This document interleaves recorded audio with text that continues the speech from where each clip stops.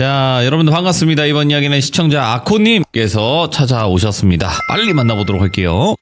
안녕하세요. 아코님 반갑습니다. 아유, 반갑습니다. 네, 그래도 시간이 좀 바쁘시고 그러신데도 이렇게 또 참여해 주셔서 감사드려요.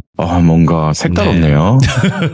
네, 제가 벌써 2년이더라고요, 돌비님. 맞아요. 이 시간이 아코님 참여하다 보면 뭐 몇 년 지나가 있는 경우도 많아요. 네, 제가 이날로 기억해요. 2년 전 월요일인가 화요일 날 제가 첫 시참을 한 걸로 기억하는데. 네네네. 와, 반갑네요. 정말. 어찌 보면 2주년인 거죠? 그쵸. 아이고, 너무 감사드립니다. 항상 아코님의 이야기 많은 분들이 또 기다려주고 계시고, 아코님이 이야기가 있으신 한은 언젠간 또 계속 와주실 거라 생각하고요. 감사드립니다. 자, 그러면 오늘 해주실 이야기 바로 출발을 해보도록 하겠습니다. 렛츠고! 게리십니다. 아코예요!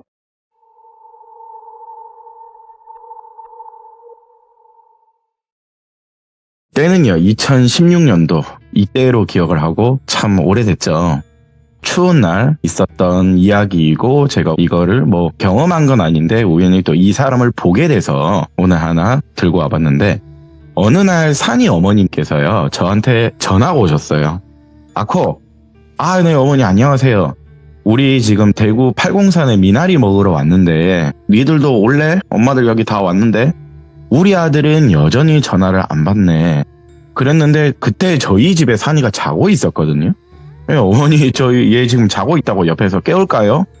그러면 깨워서 오랜만에 아들도 얼굴도 보자. 삼겹살에 미나리 먹으러 오라고.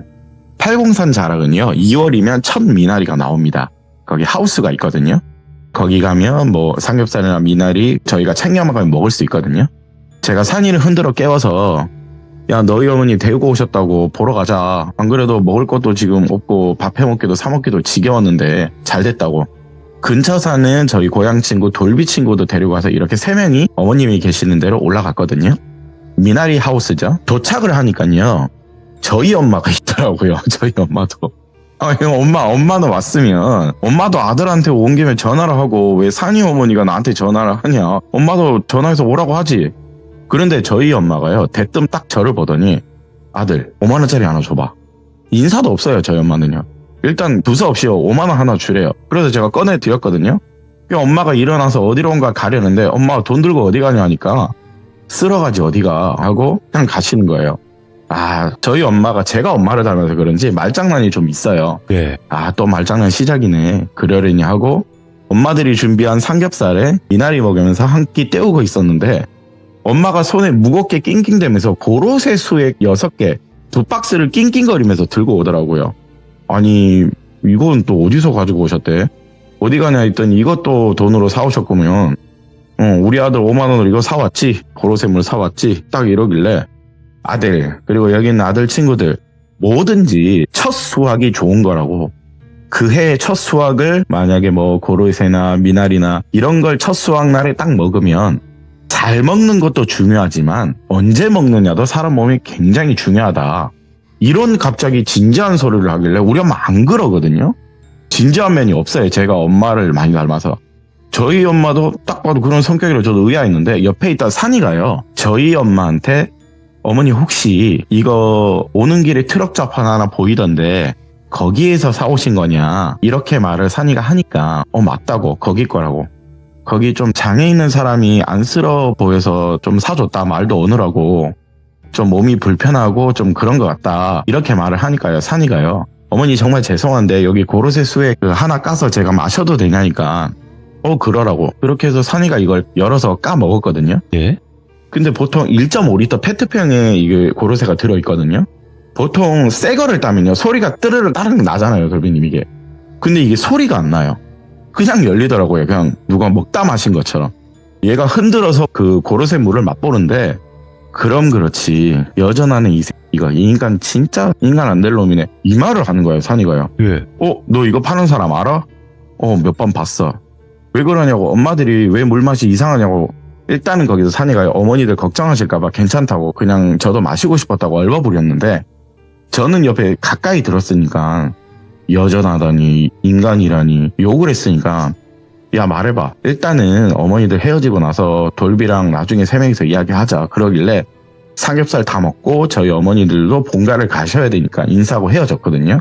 그렇게 내려가면서 고로쇠물을 아까 저희 엄마가 판매하는 트럭을 갔어요. 근데 트럭을 가서 산이가요. 그 먹던 물 있죠. 자기가 먹던 고로쇠물을 들고 가서 확 던지더라고요. 던지면서 하는 소리가 야, 이 새끼야, 여전히 사기치고 다니고 있네 이거? 이게 고로쇠냐고. 이 새끼 이거 갱생된 줄 알았더니 아직도 이 떨고 있네. 저는 벙쪄있어 옆에 돌비가 야 왜 그러냐고 처음 본 사람한테 왜 그러냐고 하는데 야 그리고 아까 어머니가 그랬잖아 몸 불편하신 사람한테 왜 그러냐고. 그 물을 파시는 분들이 딱 봐도 저희 또래였거든요. 보통 이런 거 아저씨들이 팔고 그러는데 저희 또래여서 그래서 부모님들이 몸 불편하고 열심히 사는 것 같아서 저도 그렇게 생각을 하고 있었는데 산이는요 아까 마시던 고로쇠 페트병을 다시 한 번 더 들고선 집어 던지면서 야 너 이거 진짜 고로쇠 맞아? 딱 이 말을 하니까 갑자기 말이 어느라도 이 트럭 사람이 오랜만이네? 한동안 안 보이더니 오랜만이네? 산이한테 이러는 거예요. 그 말을 하면서 주섬주섬 이제 자판을 정리하더라고요. 트럭에 물건을 하나둘 정리하고 싣고 있는데 옆에서 저는 왜 그러냐고 너 이거 아는 사람이야? 이 고로쇠물 아니라고 하면 이거 뭐야? 이렇게 말을 하니까 이 새끼 이거 물이랑 고로쇠 섞어가지고 고로쇠물 먹으면 약간의 단맛이 있거든요. 어디서 단맛을 감미해서 전마가 제조한 물이라고 그러더라고요. 쉽게 말해서 가짜 물이죠. 너 이거 그럼 넌 이거 어떻게 알아? 일단 이 사람은 어찌됐든 간에 뭐 우리는 처음 보고 너는 이거 여전이란 말 나왔으니까 많이 봤다는 거잖아. 우리 선생님. 자 여기서 선생님은요 산이가 한때 신기를 눌린다고 기거하며 지내던 무당 선생님이 계세요. 시참에 저러 등장한 분이시죠. 우리 선생님이 당뇨가 있어서 좀 심하다. 그래서 해마다 아까 너희 어머니 말씀처럼 고로쇠 수액을 해마다 이 추운 겨울에 사서 드신다. 근데 이 청년이 몸도 불편하고 말도 어눌하게 당시 해서 안쓰럽다고 몇 년을 여러 번 사줬는데 어느 날 이 새끼가 파는 걸 드시곤 당 수치가 오히려 높아지더라. 고로쇠물을 먹었는데. 그래서 병원에 가서 시겁한 적이 있다. 그래서 알아보니까 노발대발해서 범인이 임하니까 전화해서 찾아갔더니 증거 있냐고 아주 발뺌을 하더라. 여기 있는 물건 중에 찐 고로쇠도 있긴 있었나 봐요. 찐 고로쇠 수액도 있는데 몇 개는 가짜죠. 제조해서. 너무 괘씸해서 우리가 알아봤다.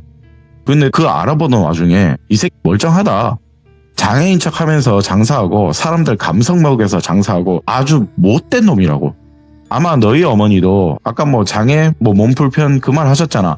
아마 안쓰러운 연기 했을 거라고. 그거에 어머니가 휘말려서 지금 사신 걸 거라고. 저희 어머니가 정에 약하시거든요. 그 말을 들으니까 전화 옆에 돌비도 이제는 욕이 나오죠.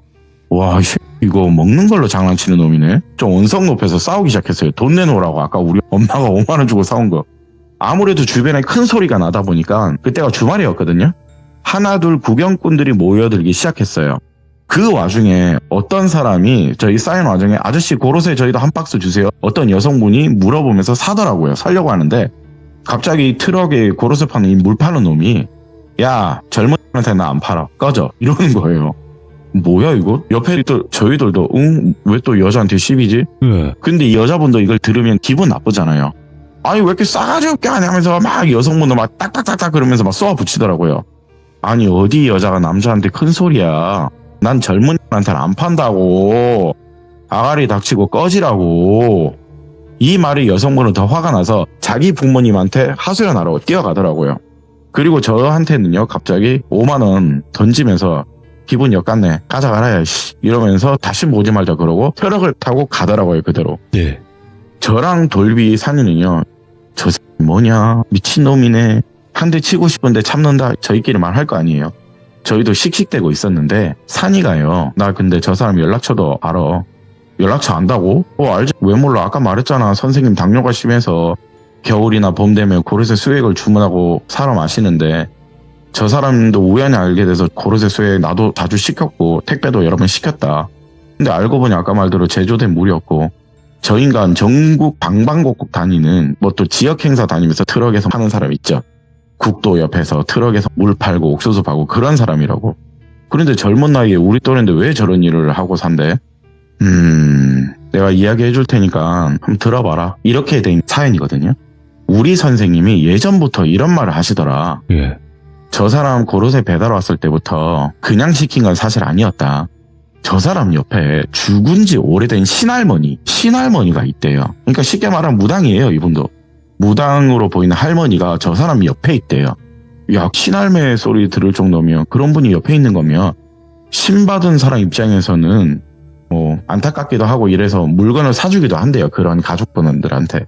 사연이 있겠거니 해서 우리 선생님도 이해하고 선행을 나름 베푼 건데, 저렇게 먹는 걸로 장난이나 치고 자빠졌고 싸가지 밥 말아먹게 행동하고 참 이상한데 선생님 이제 그만 사주시라고. 그런데 선생님은 그러려니 하시더라. 살다 보면 그럴 수도 있지. 언젠가는 옆에 있으신 신할매 영가분께서 노하시지 않겠냐고. 그러다 어느 날요, 법당에 고로쇠 배달 온 적도 있던 사람이라서 위치를 알거든요. 저 사람이 오렌지 한 봉투랑 5만 원짜리를 넣어서 찾아온 적이 있었대요. 우리 선생님한테 딱 하는 말이 돈이 없어서 드릴 건 이것뿐이라고. 정말 죄송한데 가짜물 팔아서 죄송하다. 근데 무당이 왜 내 팔자 안 하면 봐주십사 뻔뻔하게 찾아왔다. 그 소리를 하더라, 이 인간이 와선. 근데 그걸 본 선생님이 되레 환하게 웃으면서 그러면 이제 좀 정신을 차릴 거냐, 남 안 속이고 정직하게 살 자신 있냐. 타일렀대요. 몇 년을 봤으니까 그래도. 근데 딱 그 말을 했는데, 옳게 살면 당연히 나도 이제 인간 돼서 그렇게 살 수 있습니다. 근데 옆에 산이가요, 옳게 살면? 야, 이 미친놈아, 옳게 사는 건 사람이 당연하게 그렇게 사는 거다. 근데 무슨 위하듯이 옳게 살면 당연히 그럴 수 있다니, 이거 아직 정신 못 차린 것 같은데요? 이렇게 말을 했대요. 예. 우리 선생님이 몇 년간 너한테 사준 게 얼마냐. 고로쇠부터 미나리부터 고구마부터 네가 배달하부터 우리가 몇 년 사준 게 얼마냐. 이렇게 가짜 물 이런 게 몇 년간 파는 거 신고 안 하는 거면 너 다행으로 하려고. 야, 이거 호락 말고 같은 자식아. 당시 산이가 욕을 세게 했대요, 또. 네. 그래도 옆에 선생님은 말리시면서 이제부터라도 바르게 산다고 하니까 그러면 총각 직업전문학교라도 가서 기술 같은 거 배워라. 그리고 그 기술을 배워서 취업하라고. 그럼 잘 될 거라고 말을 하니, 예. 갑자기 이 트럭 남자가 아이고 재수없게 실이 우리 죽은 할머니랑 똑같은 소리를 하고 있네. 우리 할머니도 예전부터 그러더라고요. 남자는 기술이 짱이다. 예. 기술만 배우면 잘 먹고 잘 산다고. 이 노땅들이 하나둘 같은 그런 소리 하니까 너무 싫더라. 그 말을 하는데, 야 총각, 옆에 계신 돌아가신 신할머니께서 바램으로 여기고 계신다. 옆에 있는 할머니 귀신으로 지금 있다니, 옆에. 근데 여기 왜 있는지 모르겠는데 나한테 얘기 좀 해주겠냐? 눈치챘을 거 아니에요. 우리 할머니도 한때 용한 무당이었다고. 근데 진짜 용한 분이신가 보네. 우리 죽은 할매가 보입니까? 그 말에 선생님이 너 옆에 할머님 항상 걱정스레 계신다고. 나보다도 한때 훨씬 높으신 신할매 분이라고. 무당이 다른 무당한테 신이라고 얘기 안 한다. 근데 우리가 지금 뭐라고 하냐. 너희 돌아가신 할머니 보고 신할매라고 하지 않느냐. 왜 너 같은 놈 지켜주는지 모르겠는데 돌아가신 할머니 생각해서 정신 똑띠 차리라고 선생님이 이렇게 타이르듯이 훈계를 계속 하셨대요. 그런데 여기서 먼발치에서요, 산이가 눈이 되게 좋거든요. 먼발치에서 뭔가 이상한 게 하나 보이더래요. 나도 이 사람이 물건 팔러 여러 번 와서 몇 번을 보긴 봤는데, 신할매도 스치든 여러 번 봤는데, 오늘은 신할매도 당연히 앞에 가까이 있으니까 자세히 보이고, 그런데 내 눈에 먼발치에 이 고로쇠 파는 트럭 남자랑 비슷하게 생긴 남자 영가가 서 있대요. 한 50m 전방에. 선생님, 이거 저기 먼발치에 이 사람하고 비슷하게 생긴 사람이 서 있다고 귓속말로 선생님께 얘기를 했대요. 선생님은 눈이 이제 나이가 있으셔서 좀 안 좋으셔서 그제서야 먼발치에 있는 걸 가까이 가서 좀 봤대요. 그러면서 선생님이 무릎을 탁 치면서 이 신할매가 왜 청강 옆에 붙어 있는지 이제 알겠다. 어쩐지 너처럼 흉한 놈도 손자라서 지키는 건가? 안쓰러워서 지키는 건가 했는데 이유가 따로 있었는 것 같네. 이 말을 하니까 그 고로쇠 파는 트럭 남자가 왜요? 뭔데요 그게? 야, 너 만약 옆에 계신 할머니 없으면 너 진즉 죽었을 거라고. 뭔지 모르겠는데 너랑 비슷하게 생긴 사람이 저기 몇십 미터 떨어진 곳에 너 죽일 듯이 너를 보고 있어. 아까 말했듯이 너 돌아가신 할머님한테 감사해야 된다고. 제사는 못 지내줄 망정 가끔 묘지라도 가서 절이라도 하라고. 무덤 관리라도 꼭 하라고. 이 말을 했음에도 이 트럭 남자가 뭔가 놀라지가 않더래요. 그런데 딱 이 트럭 남자가 이 소리를 들으면서 그 새끼야 혹시? 와, 그 새끼 아직도 귀신 돼서 내 근처에 있어? 와, 짜증나네 이랬대요, 산이한테. 그새 귀신 돼서 내 옆에 있어? 저기요 무당쌤, 내 돈 얼마 주면 이 귀신들 떼줄 수 있냐고. 할머니도 내 옆에 있다고 했죠. 사실 내 되레짐작 하는데 아마 사촌 동생일 거라고. 나랑 비슷하게 생겼다며. 얼마면 떼줄 수 있냐고. 이렇게 또 시건방지게 얘기를 하는데 선생님은 한없이 그래도 웃으세요. 타일러로 보려고 하는지.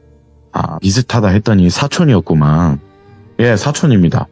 사실은 어제 좋은데 같이 놀러 가다가 내가 젊은 패기 시절 실수로 좀 술 좀 먹고 음주 사고를 냈는데 예. 아마 저 전마일 거라고. 전마가 죽었습니다. 뒤에서. 나는 에어백이 닳아서 살았는데 아무튼 거기 내 사촌은 죽었다. 어릴 때부터 공부도 잘했고 여자한테 인기도 많았고 나랑 1살 차이라서 학교도 서울 명문 쪽으로 대학을 갔는데 나 때문에 저렇게 죽었다고 원한이 진 것 같은데 좀 떼주소. 계속 떼달라 이러는 거예요. 옆에 있던 산이가요. 먼발치 있는 그 영가를 향해 갔대요.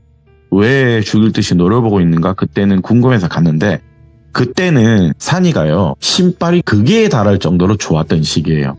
그 근처를 가니까요. 정말 영가의 눈이 트럭 남자만 향해 바라보고 있어요. 귀신을 보는 산이가 가까이 와도 그 사람만 바라보며 분노를 표하고 있더래요. 그걸 보고 나서 산이가 다시 선생님에게 돌아와서 현재 영가 상태가 저렇다고 말을 하니까 관세음보살 갑자기 그러면서 이 선생님이 저기 옆에 계신 신할매요. 신당 안에 들어가서 얘기 좀 할까 했는데 그 트럭 남자가 갑자기 아니 이 사람도 지금 뭔 소리 하냐고. 당신들 허공에다가 무슨 말 하냐고. 갑자기 얘도 이 트럭 남자도 허공을 향해 야 이 땡땡땡 쌍놈 새끼야 내 주위에서 당장 꺼지라고. 너 한때 다 가졌잖아. 다 가졌잖아 막 이러면서 소리를 지르대요. 내가 네 여자 네 가시나 꼬셨다고. 혹시나 그런 거냐고. 좀 꺼져라. 시간이 많이 지났다 아이가 꺼져라. 막 그걸 듣는데 선생님도 놀라고 산이도 놀랬대요. 갑자기 소리를 치니까. 그럼 그렇지. 너 네 사촌 말고도 또 불경한 짓 저지른 적 있지. 있으니까 자가 못 떠나고 네 주위에 맴도는 거 아니냐고. 니네 옆에 신할매도 지금 고개 절레절레 저으면서 쯧쯧쯧 거리시는 표정이다. 아니 어이 들어보소. 사실은 음주 사고 낼 때 뒷좌석에 사촌 동생이 여자친구도 있었대요. 사촌은 죽긴 했지만 여자친구도 그때 교통사고에 큰 사고를 입어서 팔 하나를 잃었고요. 손목이라고 해야 되겠죠. 그리고 전체 몸에 신경이 좀 잘못됐나 봐요. 몸 걷는 게 불편하대요. 결국엔 지 때문에 음주사고로 다 사고가 난 건데 자기는 그렇게 재활치료도 장기간 하고 시간이 흘러서 당신은 지도 미안했는지 찾아갔대요. 야도 힘들게 살고 있더라. 보육원 출신이라 그런가. 내가 남자아이요. 그래도 내가 남자된 도리로서 이 집도 절도 제대로 없는 장애까지 된 여자 책임져야 되겠다 싶어서 우리 부모님한테 허락받고 여차저차 이 여자를 또 꼬셨나 봐요. 사촌 동생의 전 여자친구죠. 근데 그게 뭐가 잘못됐는겨. 옆에 듣던 산이가요. 야 허락하에 데리고 산 게 중요한 게 아니다. 너 그 여자 꼬셨다고 했지. 다시 말하지만 허락하에 데리고 사는 게 중요한 게 아니다. 그 여자친구는 어떻게 데리고 살았냐. 그게 중요한 거다 이 미친놈아. 영가가 원혼기 직전까지 와서 주위에 맴도는 거면 보통 화가 난 거 아니다. 그것도 사촌이라면 가족인데.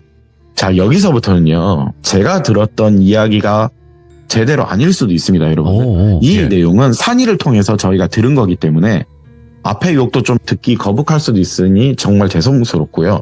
거북할 수도 있으니 오해 없으시기 바랍니다. 여기서는. 이 트럭 남자 말에 의하면 산이한테 전한 게 이 사촌 여자친구가 좀 외모가 훌륭했대요. 캠퍼스 커플이라고 했는데 사촌 동생처럼 공부도 잘했대요. 보육원 출신에도 불구하고. 아무리 장애가 됐다고 하지만 얼굴의 외모는 어디 가겠냐고. 얼굴이 많이 예뻤대요. 데리고 살면서 이제 나름 서방이 됐으니까 지 나름대로의 남자 구실은 자기가 잘했다고 느꼈나 봐요. 그런데 이 여성분이 공부를 잘했다고 했잖아요. 남자한테 좀 짐이 되기 싫었나 봐요. 뭔가 미안하기도 했고. 자기도 비록 장애를 가지고 있지만 취업을 해야 되겠다 싶었대요. 그런데 이 트럭 남자놈은 내가 바라는 건 그딴 거 필요 없다. 연필 공부 그런 거 안 해야 된다. 너는 나만 보고 살고 네 불편한 장애 내가 케어할 테니까 가시나들은 머리 든 게 많아서는 안 된다. 그러니까 너 지금 공부한답시고 나보다 가방끈 긴답시고 내 머리에 끝까지 올라가려고 하지 않느냐. 이런 식으로 딱 말을 하더래요. 산이한테. 나도 나름 노력하고 처음에는 잘했다 여자한테. 근데 자꾸 공부한다니 뭐하니 뭐 훈계하니 가방끈이 기니까 나한테 저런 식으로 자꾸 얘기하니까 나도 짜증이 나더라. 내 나름대로의 도저히 안 되겠다 싶어서 세벌을 좀 못된 짓을 했다 이러더래요. 그러더니 뭐 온순해지고 착해졌다는데, 자, 여기서 못된 짓은 좀 과했습니다. 폭력을 썼거나 뭐 좀 그랬겠죠. 그러더니 이 여성분이 좀 몸이 불편하고 장애가 있다 보니까 어느 순간은 착한 척 연기를 한 건지 착해졌대요. 그런데 어느 순간에 어디선가 야를 데리고 갔는지 갑자기 내가 데리고 있던 이 여자가 사라지더라. 보육원 출신이라서 혹시나 해서 거기 갔나 해서 예. 찾아가니 없고, 뭐 이런저런 어디서 소리를 들었는지 나 욕만 바가지로 쳐먹고 나왔다. 한 1년 지나서 시간이 좀 잊혀질 때쯤에 우연찮게 야를 만났는데, 야가 어디 공무원 비스무리하게 장애인데 취업을 했더라. 공공센터 이런데. 그거 보고 내가 네 서방 왔다, 다시 나랑 살자 이랬대요. 그런데 나를 벌레 보듯 보는데, 또 거기서 내가 야마가 돌아가지고 내 나름대로 장애 있는 사람 끝까지 나는 책임져 주려고 찾아간 긴데, 이게 나를 배신하는 느낌이 들어서 내가 또 행패를 좀 부렸다. 내가 또 과거에 음주 사고도 낸 적도 있고 뭐 행패를 좀 심하게 부리다 보니까 신고를 여러 번 먹어서 예. 깜빵에 살다 나왔대요. 그리고 출소하고 나서는요, 이제 내가 전과자가 됐다는 그런 타이틀을 가지고 있잖아요. 눈이 캄캄하기도 하고, 나를 신고해서 나를 좀 사회에 완전 비관자로 만들어. 그게 또 분노로 바뀌었나 봐요. 내 나름대로 그 여자를 또 괴롭혔대요. 뭔가 억울해서요. 왜 나를 신고했냐고. 근데 이게 괴롭히는 과정에서요, 이 여성분이 몸이 불편하다고 했잖아요. 이게 후유증인지 추가로 합병증인지 스트레스를 좀 많이 받아서 그런지 예. 하늘나라로 갔대요. 근데 그 하늘로 간 지는 그 당시 그렇게 오래되지 않았대요. 이 말을 듣는데 산이가요, 선생님도 듣고 한숨을 푹 쉬면서 결국에 야, 네가 죽인 거잖아. 미친 호수 잡놈의 새끼야. 이 새끼 지가 안 죽인 것처럼 결국에 듣다 보면 네가 죽인 거잖아. 넌 그게 뭐가 잘못된지도 모르고 너 나름대로 지금 네 입장을 억울하다 얘기하는데, 결국에 쌍놈이 네가 지금 나쁜 짓 중 하나를 여러 번 해서 이 여성분을 하늘로 보내게 된 거잖아. 그리고 옆에 있는 신할매 할머니도 너 마지막 남은 손자 같아서 이렇게 지켜주는 것 같은데, 야, 생각해보니까 옆에 있는 할머니, 돌아가신 신할매가 너를 지켜주는 거면 너 분명 너희 부모님도 너를 포기한 것 같은데, 야, 돌아가신 무당할매가 지켜준 게 넌 뭐라고 생각하냐? 우리 무속적에서 이런 말이 있어. 언젠가는 개과천선 될 거라고 한때 믿어주는 사례가 있다. 그래서 이 할머니도 영가가 돼서 네 옆에 있는 건데, 그리고 너도 지금 살아있지만 이 할머니 피라고. 와, 진짜 썩을 놈이네. 여자가 원혼기가 안 되고 다행히 그 당시 남자친구 있던 네 사촌이 원혼기가 돼서 돌아온 걸 그나마 다행으로 여겨라. 핏줄끼리 원혼기 웬만하면 안 진다. 너 증오만 하고 있는 거지. 그러니까 옆에 할머니가 막을 수 있는 거라고. 절대 우리가 뭘 해주지도 않을 거고 딱히 예. 해줄 것도 없다. 너 정신 똑바로 차려서 인간 되라. 언젠가 할머니도 신할매 옆에 계시더라도 언젠가 네 곁에 떠난다. 그때 되면 네가 죽거나 네가 밖에서 새 삶을 살고 있거나 두 가지 중은 분명 하나일 거라고. 이 말을 들으면서도 그 트럭 남자놈은요, 아니 나도 노력하면서 살려고 했다고. 여자니 나를 버렸다고. 내가 뭘 잘못했는데. 내가 비록 음주 사고를 내서 여자 장애를 만들었지만 내가 지은 거 내가 거두려고 했지 않느냐. 남자가 여자한테 바라는 게 뭐겠냐. 몸 불편하지만 신랑 밥 잘 챙겨주고 돈 벌어 오면 남자 이해해주고. 그게 그렇게 여자들은 남자 이해하는 게 어렵냐. 내가 여자한테 돈을 벌으라고 했냐, 일을 하라고 했냐. 사람은 서로 이해관계를 맞추면서 사는 거 아니냐, 사랑만 하면. 근데 옆에서 산이가 좀 어른스러운 기질이 있거든요, 어릴 때부터. 그 말을 듣고 산이가 또 분노에 차서 했던 말이 있었대요. 자, 이건 오해하지 마십시오, 여러분들. 못 배운 새끼들이 하는 소리가 항상 같은 말이 있어. 이 아이 못 배운 새끼다. 장님도 눈이 안 보이지만 꿈을 꾼다. 몸이 불편한 장애인들도 하고 싶은 게 있고 꿈을 꾸고 사랑도 하고 싶어 한다. 그걸 넌 이해라고 지금 말하냐? 넌 지금 그 말을 네가 그렇게 사니까 그 여자분도 돈을 벌려고 최대한 자기 말이 너한테 짐이 안 되려고 노력을 하고 있는 건데, 너는 네 이해관계가 아니라고 끝까지 네 욕심적인 말만 채우려고 하지 않냐. 야, 이 병신 새끼야. 네 부모가 너를 버린 이유를 아직도 모르겠냐. 죽은 할매가 널 지키고 있다고 지금 말하지 않았냐.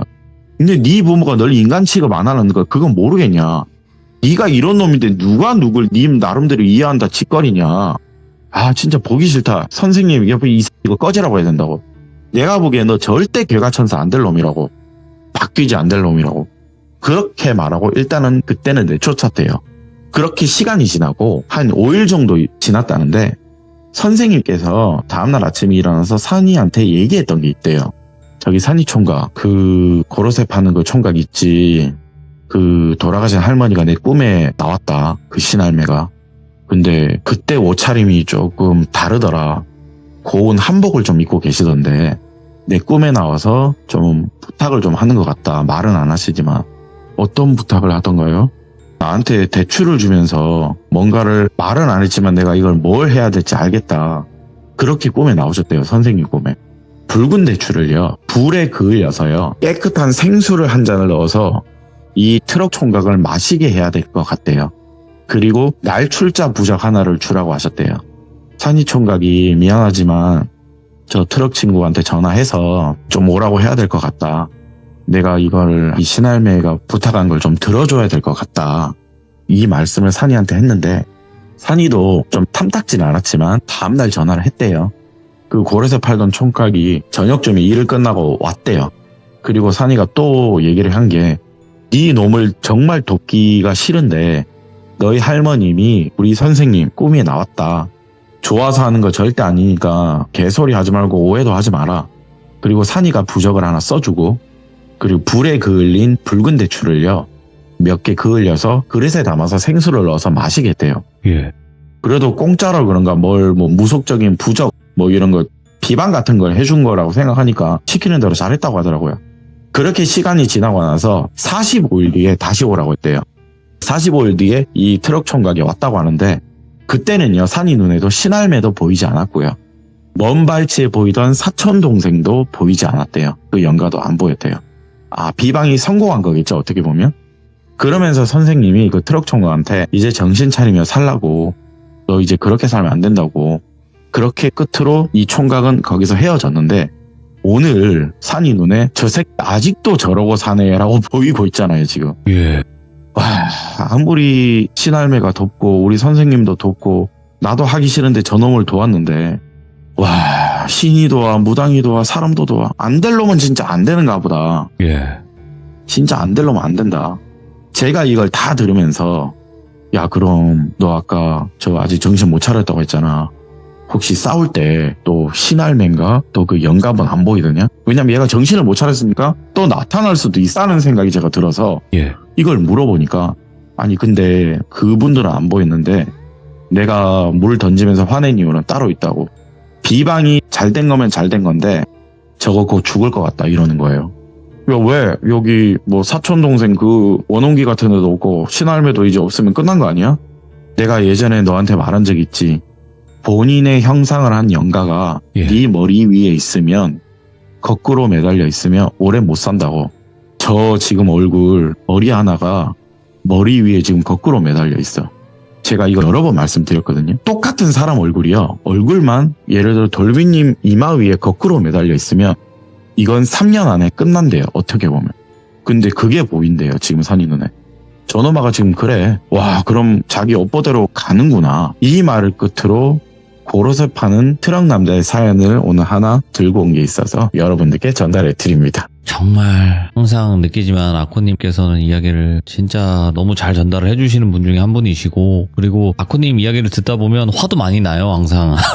아유 죄송합니다. 아니 화도 많이 나지만 그 안에서의 또 여러 가지 뭐 영적인 일들 그리고 또 사람이 또 무서울 수 있는 이야기들까지 같이 포함이 되어 있다 보니까 좀 더 시청자분들이 분노하는 분들은 분노하시는 거고 아 그래도 교훈이 있다 이렇게 생각하시는 분들도 또 있는 것이고 여러 가지 감정이 많이 드는 그런 이야기 들려주셔서 감사드립니다. 고맙습니다. 감사합니다. 네, 다음에도 좋은 날 와주세요. 다음 주 목요일날 뵙도록 하겠습니다. 감사합니다. 네. 네. 자, 오늘 아코님께서 또 어마무시한 이야기를 들려주셨습니다. 그리고 우리 귀족님들도 이 이야기에서 나온 것처럼 사실상 우리가 남들에게 피해를 안 주고 사는 게 가장 좋지만 꼭 내가 피해를 주지 않으려고 해도 피해를 주거나 이런 경우들도 많거든요. 내 의지와는 다르게. 그래서 많은 생각이 드는 그런 이야기였던 것 같고요. 그리고 여러분들의 생각은 어떤지 댓글로 꼭 남겨주시길 바라겠습니다. 감사합니다.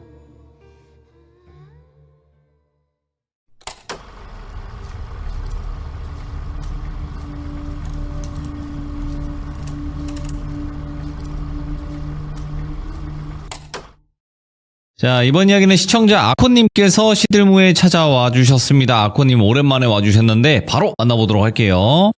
여보세요. 아코님, 아유, 반갑습니다. 이게 얼마 만에 목소리 또 듣는 거예요? 아유, 얼굴 보니까 참 좋네요. 아이고, 감사합니다. 네. 자, 오늘 아코님께서 그래도 이렇게 또 귀한 걸음 해주셨는데 오늘 해주실 이야기는 어떤 이야기가 될까요? 아, 오늘은 우리 돌비님도 제가 오랜만에 봤는데 네. 너무 막 피 튀기고 그런 건 좀 오호. 안 하고 싶어서 오, 네네. 네, 슬픈 걸 하나 준비했습니다. 아코님도 슬픈 이야기 하시면 다 우시는데 일단은 아, 마음의 준비를 좀 하고 들어보도록 하겠습니다. 자, 그럼 오랜만에 외쳐봅니다. 렛츠가!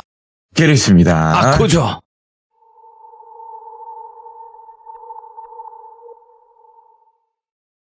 오늘 사연은요, 무당분에게 이야기를 하나 듣게 된 게 있어서 들고 와봤습니다. 예. 이분은 저보다 8살이 많은 여성 누나이시고 과거 산이와 인연이 있게 되어서 저도 우연찮게 인연이 같이 같아져서 이제는 저한테는 아는 누나죠. 제가 돌비 공포 라디오를 하는 걸 당연히 알고 있고요. 그리고 한 작년쯤에 제가 이 사연을 들었던 겁니다. 이 누나의 이름은 선영이라고 하겠습니다. 이분 같은 경우는 무속인이 된 건 얼마 되지 않으셨어요. 뭐 네. 횟수로 치면 한 10년 정도밖에 안 됐다고 하더라고요. 기간으로 보면. 여행을 굉장히 좋아했던 젊은 학창시절, 경치나 풍경을 특히나 좋아했대요. 그런 곳으로 여행을 많이 다니셨고 집안 자체가 굉장히 유복해요. 전라도 여성분이신데 속설에는요, 전라도에 이런 말이 있더라고요. 저도 이 당시 이 누나한테 이걸 들었거든요. 예? 야, 전라도에는 이런 말이 있더라. 전라도에서는 주먹 자랑하지 말고 얼굴 자랑도 하지 말고 마지막에 허세 같은 돈 자랑하지 말아라. 그 정도로 이 누나 집안이 삼박자가 다 갖춰진 집안이래요. 예. 안타깝다면 그 길을 하필 이 선영이라는 사람이 걷게 됐어요. 바로 이제 무속의 길이죠. 이 무속길을 받아야 한다는 결정적인 계기가 된 사건이 있었었는데 공통적으로 뭐 여러 무속인분들도 겪겠지만은 심한 몸살 감기, 원인 모를 여러 질병이 동반이 되면서 몸에 굉장히 극심한 통증이 온다고 하더라고요. 그건 산이도 마찬가지였고요. 그 다음이 무엇인가 보이는 현상들이 나타나요. 저건 사람이 아니다. 이때부터는 드디어 왔다. 왜 나한테 이게 왔냐? 그 길을 걷기 싫어서 큰 절에도 가보고 교회도 가보고 무당분들도 만나고 많은 걸 해봤지만은 결국에는 받아야 한다는 운명이죠. 예. 공통적으로 모두 다 그 답을 들었다고 해요. 엄청난 스트레스죠, 이 누나 입장에서는. 그렇지만 모든 걸 스트레스로 날릴 수 있는 유일한 힐링이 바로 이 선영이 누나는 앞에 말씀드린 대로 여행이에요. 국내뿐만 아니라 해외 이곳저곳을 다니면서 여행을 하셨는데 그런데 어느 특정 해외여행을 가고 난 이후로 이 사연의 시작이 드디어 됩니다. 이 장소는 이쪽의 무속 세계에서는 유명한 성지이자 장소이기도 하고요. 이 여행을 통해서 이 장소에 도착했을 때는 이 선영이 누나의 첫 느낌, 뭔가에 느껴지는 엄청난 공포는 아니었어요. 본인의 입장에서는 위화감이라고 표현을 할게요. 뭐 말만 들었던 것처럼 공포는 아닌데 근데 왜 내가 여기서 위화감이란 걸 느끼지? 이 주변을 관광하면서 드디어 그 큰 호수 쪽을 도착을 할 때 물이 있음에도 불구하고 물속에는 귀신이 안 보였대요. 호수 근처로에는 누가 봐도 악령이 있다면 수살기가 될 거고 물귀신이라고 또 표현할 수 있는데 근데 이 호수 주변으로 많은 귀신이 분명 있긴 있었대요. 맴돌고 있었다고 할게요. 그런데 이 귀신들이 자신한테 시선이 하나둘 가리키면서 뭔가를 눈치를 챘든 나를 보면서 계속 귀신들이 대화를 시도하려고 했더라고요. 왜 나한테 이 귀신들이 난 여기 나라 사람 아닌데 왜 대화를 시도하려고 하지? 그런데 이 무속분들은요. 귀신이 말을 걸면 웬만하면 대화를 안 하려고 해요. 그건 산이도 마찬가지고요. 그리고 자기는 여기 나라 사람이 아니에요. 무슨 말인지 몰라요. 귀신이 말을 해도. 당연히 무시하면서 대화를 피하면서 무시하면서 주위 경치 구경을 하고 일정 시간에 맞춰서 관광 투어도 패키지로 약간 끊어서 투어를 하고 있었는데 그런데 어느 호수 위에서요. 갑자기 무리를 걸어다니면서 자기는 진짜 뭐가 예수님이 내려온 줄 알았대요. 귀신인데 무리를 걷는데요. 그냥 평범한 여성이 여기 현지인 같은데 자기 근처까지 와서는 이 벌건 대낮에 여기 나라 사람인데 너 밤에 여기 다시 와라라는 말을 하는 거예요, 자기한테.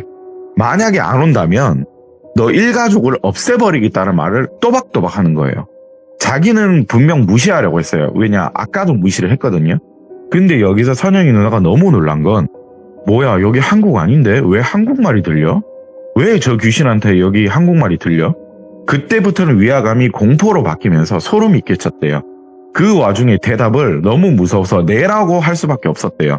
뭐지, 내가 대답을 왜 했지? 뒤늦은 후회를 했고 이 복잡한 심경에 손이 많이 달달달달달 떨렸대요. 왜냐, 귀신하고의 대화 속에서 약속은 반드시 지켜라. 과거 무속의 길을 걸으셨던 증조 할머니께서 해주신 이야기가 생겨났대요. 들어주지 못하면 무시하고 대꾸를 하면 안 된다. 그런데 대답을 해버렸어요. 이 이야기를 같이 온 일행 친구가 있었대요. 자신의 사정을 아는 친한 친구여서 이거를 얘기를 하니까 아유, 그러면 와야지. 밤에 이 장소로 다시 오게 됐다고 하더라고요. 그 당일날 밤 다시 온 이 호수에는요, 낮에 보였던 많은 귀신들은 안 보였대요. 그런데 낮에 봤던 그 물 위를 걷던 귀신이 갑자기 자기 옆에 와서는 이런 식으로 훑어보더니 갑자기 또 다가와서는 너희 나라로 돌아가거든 내 부탁을 들어줬으면 좋겠다. 울먹이면서 말을 하더래요. 여기 있는 이걸 가지고 너희 나라 남쪽을 바라보는 바닷가에 반드시 이걸 던져줘라. 그것만 해준다면 너한테 아무 일 없을 거다. 이 말을 끝으로 바로 선영이 누나는 그 자리에서 혼절을 했대요. 그런데 혼절을 하면서 쓰러지는 바닥에 무언가를 손에 잡는 걸 옆에 있는 일행이 봤대요. 일단은 쓰러졌으니까 같이 온 일행은 진정시킬 거고 주위에 도움을 요청해서 정신 차릴 때까지 기다릴 거 아니에요. 그런데 선영이 누나가 혼절한 상태에서도 손에 녹이 쓴 스댕 반지, 돌빈이 그냥 막 길거리에 파는 스댕 반지 있죠. 그걸 하나 꽉 쥐고 있대요. 근데 오래돼서 그런가 녹이 막 쓸어 있대요. 예. 이걸 왜 쥐고 있는지 모르겠는데 일행분이 이걸 왜 쥐고 있어? 그리고 이거 언제 주웠대? 이렇게 손을 펴려고 했는데 그 혼절 중에도 이 손을 안 놓대요. 이거 왜 쥐고 있어 얘는? 그렇게 일어나니까 이걸 버려야 한다는 생각이 아니라 이 선영이 누나도 자기도 모르게 이 가방을 넣었대요. 그냥 자기 소지품 마냥. 그리고 뭔가의 불길한 상황 속과 이 공포스러운 환경이 너무 소름이 끼쳐서 여기는 한국이 아닙니다. 기존 일정보다 조금 앞당겨서 빨리 한국으로 돌아왔대요. 그리고 이 이야기를 동료 무당분들, 그 당시는 무당이 아니었지만 그래도 자기가 조언을 들었던 무당분들, 스님들, 목사님들 또 찾아갔는데 무당분들의 공통적인 말과 다른 분들의 공통적인 말은 나는 거기를 갔다 왔는데 좋은 기운을 받았는데 거기 신성한 장소다. 이런 말을 듣다 보니까 그 귀신이 부탁한 거 이걸 해야 하나 말아야 되나 오히려 고민을 했대요. 굉장히 오랜 시간을 고민을 하면서 네. 기다리고 있었다는데 그래도 이 이야기가 잊혀질 때쯤 자기가 살고 있는 근처 어느 전라도 지역에서 매년 축제가 성대하게 열리거든요. 네. 그 장소에서 당연히 축제 경치도 좋아하고 축제도 좋아하는 여성분이니까 참가해서 맛있는 것도 먹고 저녁 되면 연예인들 공연도 오잖아요. 그렇게 즐기고 있는데 도착하면서 배고프니까 뭐 핫도그나 뭐 여러 주전부리 사 먹고 길을 걷는데 어떤 사람이 자기 등을 톡톡톡 치면서 저기 이런 식으로 부르길래 왜요? 한국인인 줄 알았대요. 생김새는요. 근데 말이 약간 어눌해서 아, 한국말 잘하는 우리 뭐 아시아계 사람인가 보구나. 외국인이구나. 중국인인가? 그렇게 생각을 하고 있었대요. 그런데 네, 무슨 일인가요? 대답을 해줬는데 이 선영이 누나한테 가까이 다가와서는 연기를 좀 할게요. 그 당시 선영이 누나도 저한테 연기를 좀 했거든요. 표현을 하는 게. 왜 령이 준 물건을 가지고 있냐? 뭐 이런 식으로 얘기하는 거예요. 외국 언어로 말도. 왜 령이 준 물건을 가지고 있냐? 당신한테 썩은 냄새가 너무 많이 난다. 이러는 거예요. 왜 당신한테 음식 썩은 내가 나는지 모르겠다. 왜 내가 이 썩은 냄새를 맡은 줄은 모르겠는데 당신 령이 보이진 않는다 옆에. 령의 냄새가 난다. 그런데 왜 그 물건을 가지고 있냐? 귀신이 옆에 없는데 썩은 애가 나는 건 당신 령의 물건을 가지고 있는 거 아니냐? 뭐 이런 식으로 얘기를 하는 거예요. 혹시 당신 우리 고향을 갔다 오지 않았냐? 마지막 말이 이거예요. 혹시 그 고향에서 뭐 받아온 거 없냐? 이 말에 선영이 누나가 너무 놀라서 아니 그거 어떻게 알았냐? 그 말을 하니까 외국인이 내가 어렸을 때 우리 고향에서 많이 맡던 냄새다. 정확하게는 내가 많이 맡던 귀신의 냄새다 라고 말을 하니까 예. 선영이 누나가 당신이 살던 지역이 혹시 바이칼이냐? 그 바이칼 호수 마을이냐? 하니까 맞대요. 내가 한국에 와서 산지 7년이 넘었다. 한국 사람을 만나서 결혼을 했고 나도 한때는 샤먼의 길, 무당의 길을 피한 건지 내가 기가 약한지 모르겠으나 나는 이제 한국에 와서 안 보인다. 혹시 당신 샤먼이냐? 이렇게 말하니까 선영이 누나는 그 당시 무당은 아니었고 샤먼도 당연히 아니었지만 나는 보이는 사람은 맞다. 아까도 말했듯이 나는 이 냄새는 우리 고향에서 샤먼들한테만 붙는 냄새다. 우리 할머니 샤먼이었다. 그 말에 선영이 누나가 너무 놀랬대요. 그때의 공포감은 또 손이 달달달 떨면서 자신이 그 바이카로에서 겪었던 일을 앞에 있는 외국인한테 했어요. 예. 빨리 그 귀신이 말한 대로 그걸 던지고 와야지. 당신 왜 고민을 하고 있냐. 그리고 그 귀신이 부탁한 걸 던지고 나면 바이카로를 다시 꼭 가라. 내가 해줄 수 있는 건 이것뿐이다. 썩은 냄새가 나면 언젠가 너 죽는다. 이 말을 끝으로 헤어졌대요. 당시 무당은 당연히 아니었고 귀신은 보이는 상태였고 내가 이 길을 이제 받아야 되나 그리고 받아야 된다 알고는 있었지만은 이거를 이 이야기를 앞에 해준 외국인이 이런 말을 하니까 너무 또 위화감과 공포가 들어서 빨리 남쪽의 여수 최대한 가까운 여수 바다로 내려갔대요.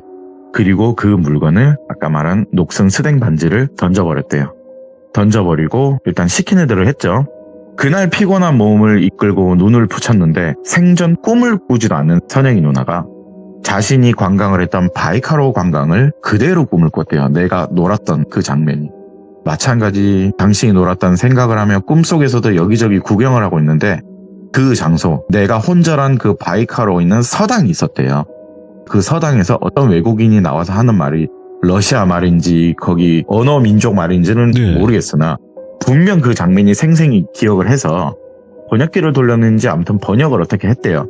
그 말은 꿈속에 본 귀신의 말은 네가 보고 있는 곳으로 다시 와라 이거였대요. 당연히 꿈이니까 대수롭지 않게 여겼는데 꿈이 반복이 되면 절대 우연이 아니거든요. 같은 꿈을 계속 반복하고 꾸다 보니까 넘길 수가 없었대요. 예. 그 축제에서 만난 외국인의 말도 생각이 났대요. 너 이거 던지고 나면 다시 그 장소를 가야 한다.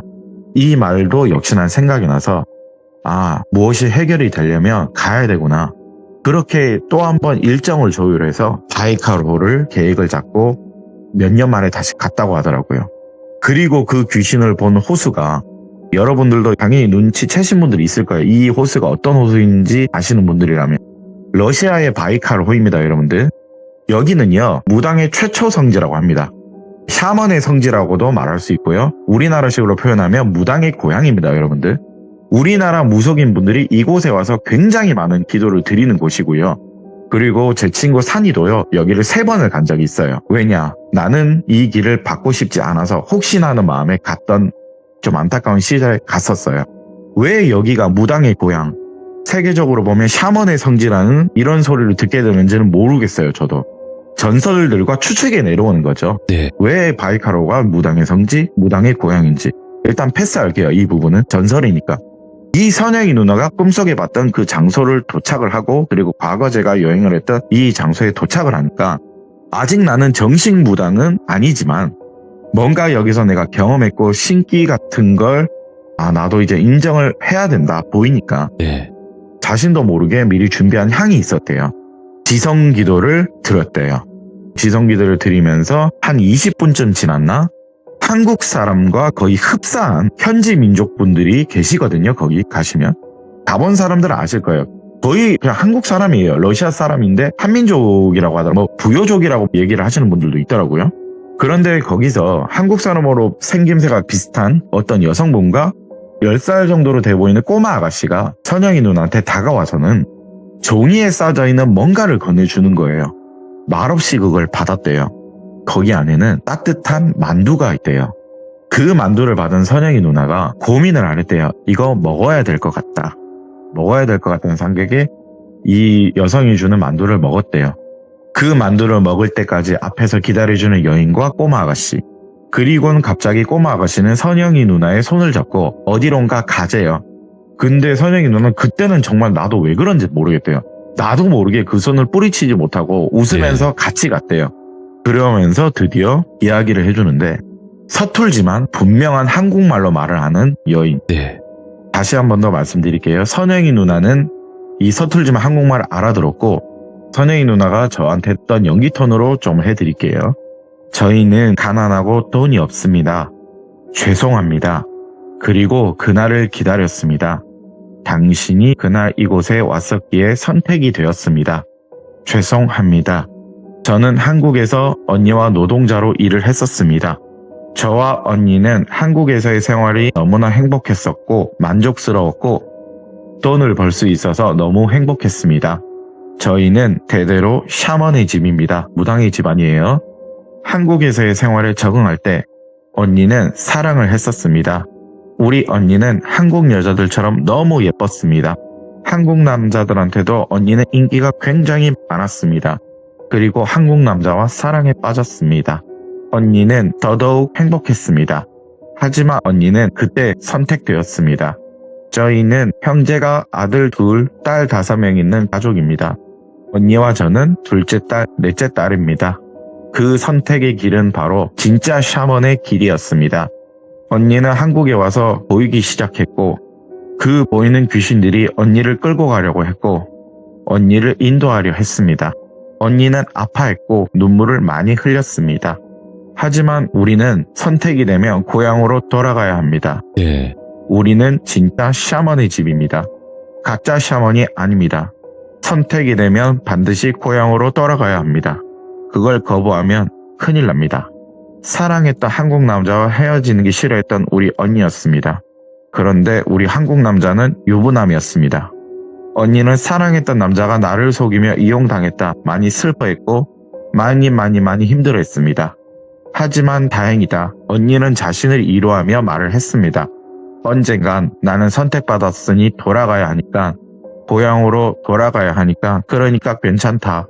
그런 언니는 당시 이 상황을 이해하며 그래도 그 사람을 사랑했습니다. 그렇게 한국에서 버티고 견디며 사랑을 했었는데 이어가려고 했지만 결국 언니는 심벌의 몸이 눌려버렸습니다. 지쳐가고 힘들어했습니다. 저는 그 모습을 같이 보았고 슬퍼했습니다. 그리고 이러한 사실을 결국에 한국 남자가 알게 됐습니다. 언니는 언니가 샤먼이 됐다는 그 남자의 모습을 보고 남자는 언니를 두려워했고 언니를 멀리하고 버리기 시작했습니다.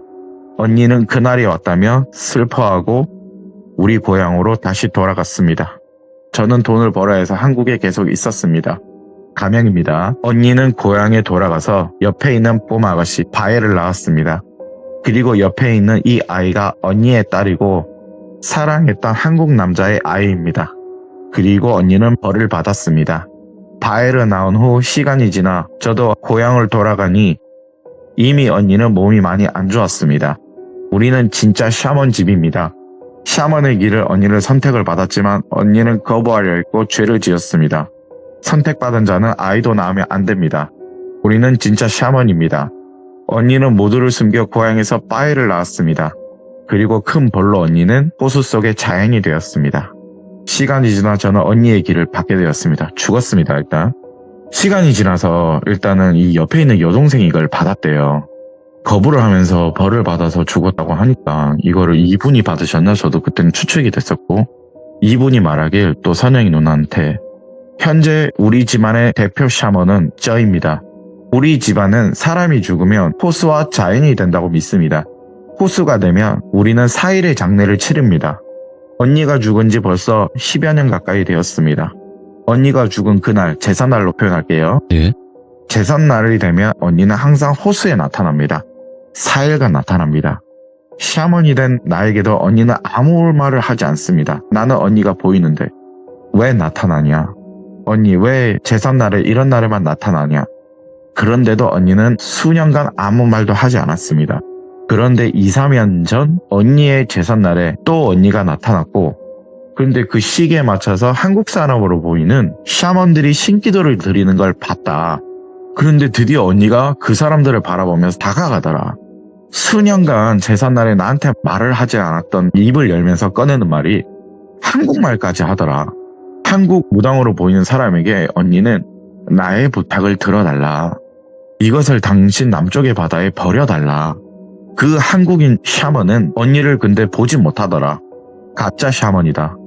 혹은 기가 없는 샤먼이다. 신이 약한 샤먼이다. 아, 그래서 보이지가 않는가 보구나 생각을 했대요. 그런데 여기서 이 여동생분은 언니의 행동에 깨달음을 얻었대요. 언니는 나도 들어줄 수 있는 벌을 지금도 죽어서도 받고 있구나. 그런데 무엇을 버려달란지는 들었잖아요, 옆에서. 그런데 그 물건이 뭘 알아야지 동생을 뭐 도와줄 거 아니에요. 그런데 그 물건을 당신이 호수에서 찾은 것 같다. 선영이 누나한테 얘기를 하는 거예요, 가면서. 당신이 여기 호수에서 돌아다니면 관광했을 때 나는 당신이 낮에 돌아다니는 걸 봤대요. 벌건 대낮에 공포에 질린, 위화감에 질린 그 선영이 누나를 바에와 이 여성분이 봤대요.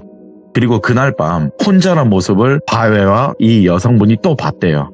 그런데 그 선영이 누나 손에 어두운 밤에 그 물건에 손을 쥔 걸 봤대요. 아까 말한 그 녹이 쓴 스댕 반지. 아, 저거구나.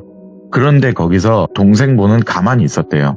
이거는 언니가 원하는 선택받은 사람이 하길 원하는구나. 그래서 당신이 선택받았구나 라는 생각을 들어서 선영이 누나한테 이 이야기를 전달해주고 있더라고요. 당신은 진짜 샤먼이구나. 언니의 제삿날에 우연이지만 언니를 도와줄 수 있는 사람이구나. 그리고 요 며칠 동안 언니가 제삿날이 아닐 때에도 나에게 드디어 나타나며 말을 하더라. 자, 이 옆에 여성분의 이름을 추아라고 가명을 할게요. 드디어 언니가 자기한테 입을 열어서 하는 말은 추아, 미안하다, 미안하다, 정말 미안하다. 이제 언니는 벌이 드디어 끝났다. 추아, 미안하다, 우리 바이를 잘 부탁한다, 미안하다. 한국 사람이 여기 다시 올 거다. 나 대신 우리가 즐겨 먹던 만두를 대접해달라. 정말 미안하다, 추아. 미안하다고 전해달라. 그리고 너한테도 미안하다. 이 말을 끝으로 언니는 호련히 사라졌대요. 제가 옆에 있는 바웨와 만든 만두였고 당신이 참 맛있게 먹어줘서 감사했고 고맙고 미안합니다. 저희 집에서 오늘 하루 묵으셔도 될 것 같은데 숙소 있으시냐? 예. 따뜻한 정을 베풀고 싶다. 고맙습니다. 여기서 선영이 누나는 내내 울고 있어요, 옆에서. 엄청 오해를 하면서 그냥 울고 있었대요. 뭔가 모를 그 한국 남자의 못된 그 돌빈이 뭐 있죠, 그거. 너무 슬픈 게 있는데 그 와중에 이 쌍놈의 막 야 그러면서 한국을 대표해서 사죄해야 한다는 생각이 좀 들었대요. 예. 다음날 다시 만나자는 약속을 잡고 이 추아 씨와 바에를 데리고 그 현지에서 쇼핑을 굉장히 많이 즐겨줬대요. 사주고. 왜냐, 있는 집 딸이거든요. 아까 말한 대로. 그리고 이후에는 연이 되어서 한국까지 초청을 해줬대요. 꿈같은 6일간의 추아와 바에 씨를 한국 관광을 시켜줬고 추억을 많이 남겨줬대요. 현재까지도 연락을 이어가고 있대요. 이건 오늘 들었거든요. 저도 오늘 들은 게 이 바이카로에 대해서 저도 오늘 사실 찾아봤거든요. 과거에도 약간 들은 게 있어서 좀 잊혀져서 저도 다시 한번 검색을 했는데 이 바이카로에 대해서는 TV 프로그램이나 여러 유튜브, 책, 무속 쪽 일반인 분들도 기이한 현상을 겪었다는 사람도 있고 미스테리한 현상이 아직도 자연적으로 일어나는 장소예요. 당연히 해명이 안 되는 장소고 기이한 현상이라고 하겠죠. 이런 게 아직도 많다고 하니까. 저도 오늘 그래서 이 바이카로에 대해서 들은 이야기가 있어서 이걸 작년에 풀어볼까 했던 에피소드라면 에피소드인데 언제가 나도 풀어봐야 되겠다 생각해서 오늘 바이카로의 슬픈 여자 귀신에 대해서 오늘 들고 왔습니다. 야, 감사합니다. 왜냐면 이게 또 듣기가 쉬운 게 아닌데 아코님 덕에 또 이렇게 이야기를 듣네요, 오늘. 근데 네. 그 외국인 성대모사를 해주셨는데 굉장히 연습을 혹시 좀 하신 건지 궁금하네요. 저는 성격상 네. 좀 열심히 하는 타입이에요. 왜냐하면 얘기를 해주신 분의 예. 이 사연을 망치고 싶지 않아요. 잘 전달되게 하고 싶다. 네, 왜냐하면 방송을 듣고 계시기 때문에. 그렇다면야 더 신경을 써서 신경 쓴 티가 나서 너무너무 또 잘 들으셨을 것 같고요. 그 사연자분도. 그리고 오늘 아코님께서 또 어려운 걸음 해주셔서 다시 한번 감사드리고 또 뵙도록 하겠습니다. 감사합니다. 건강하세요. 감사합니다. 네.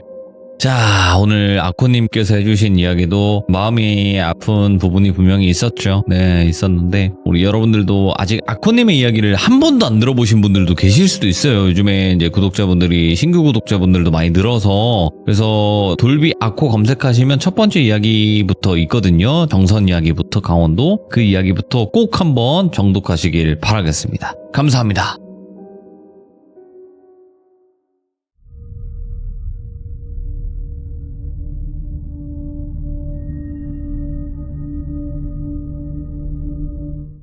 자, 이번 이야기는 시청자 3님께서 시청자 참여해 주셨습니다. 오늘 해주실 이야기는 어떤 이야기일까요? 같이 한번 만나보도록 할게요. 안녕하세요, 놀빈님. 아이고, 이게 누구십니까?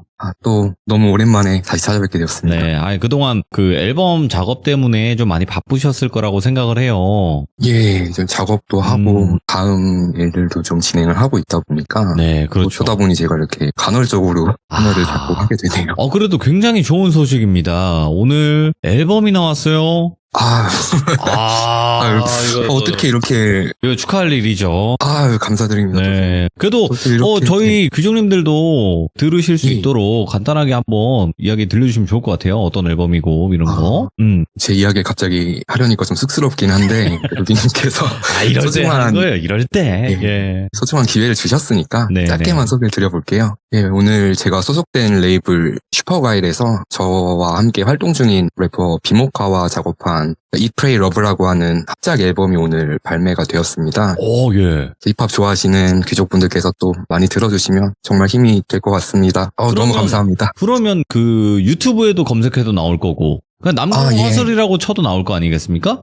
예, 오늘 이제 시들무 돌벤져스 데이 끝나면은 한번 검색해 주셔서 제 라이브 클립 영상도 업로드 되어 있거든요. 네, 한번씩 봐주시면. 그것도 좋고. 또 이제 유튜브 뮤직에도 있나요? 예, 이제 모든 음원 사이트에 다 업로드 되어 있는 상태입니다. 멜론, 벅스 다 있나 보네요. 그럼요. 무조건 들어야죠. 네, 귀족이신데. 그죠? 저희 귀족님들이 또 감사합니다. 의리 하나가 의리의리합니다, 정말로. 너무 감사드리고 네. 저도 열심히 하겠습니다. 항상 정진하시기 바라겠습니다. 감사합니다. 네. 자, 그러면 오늘 준비하신 무서운 이야기를 바로 들어보도록 하겠습니다. 렛츠고! 기리십니다. 3.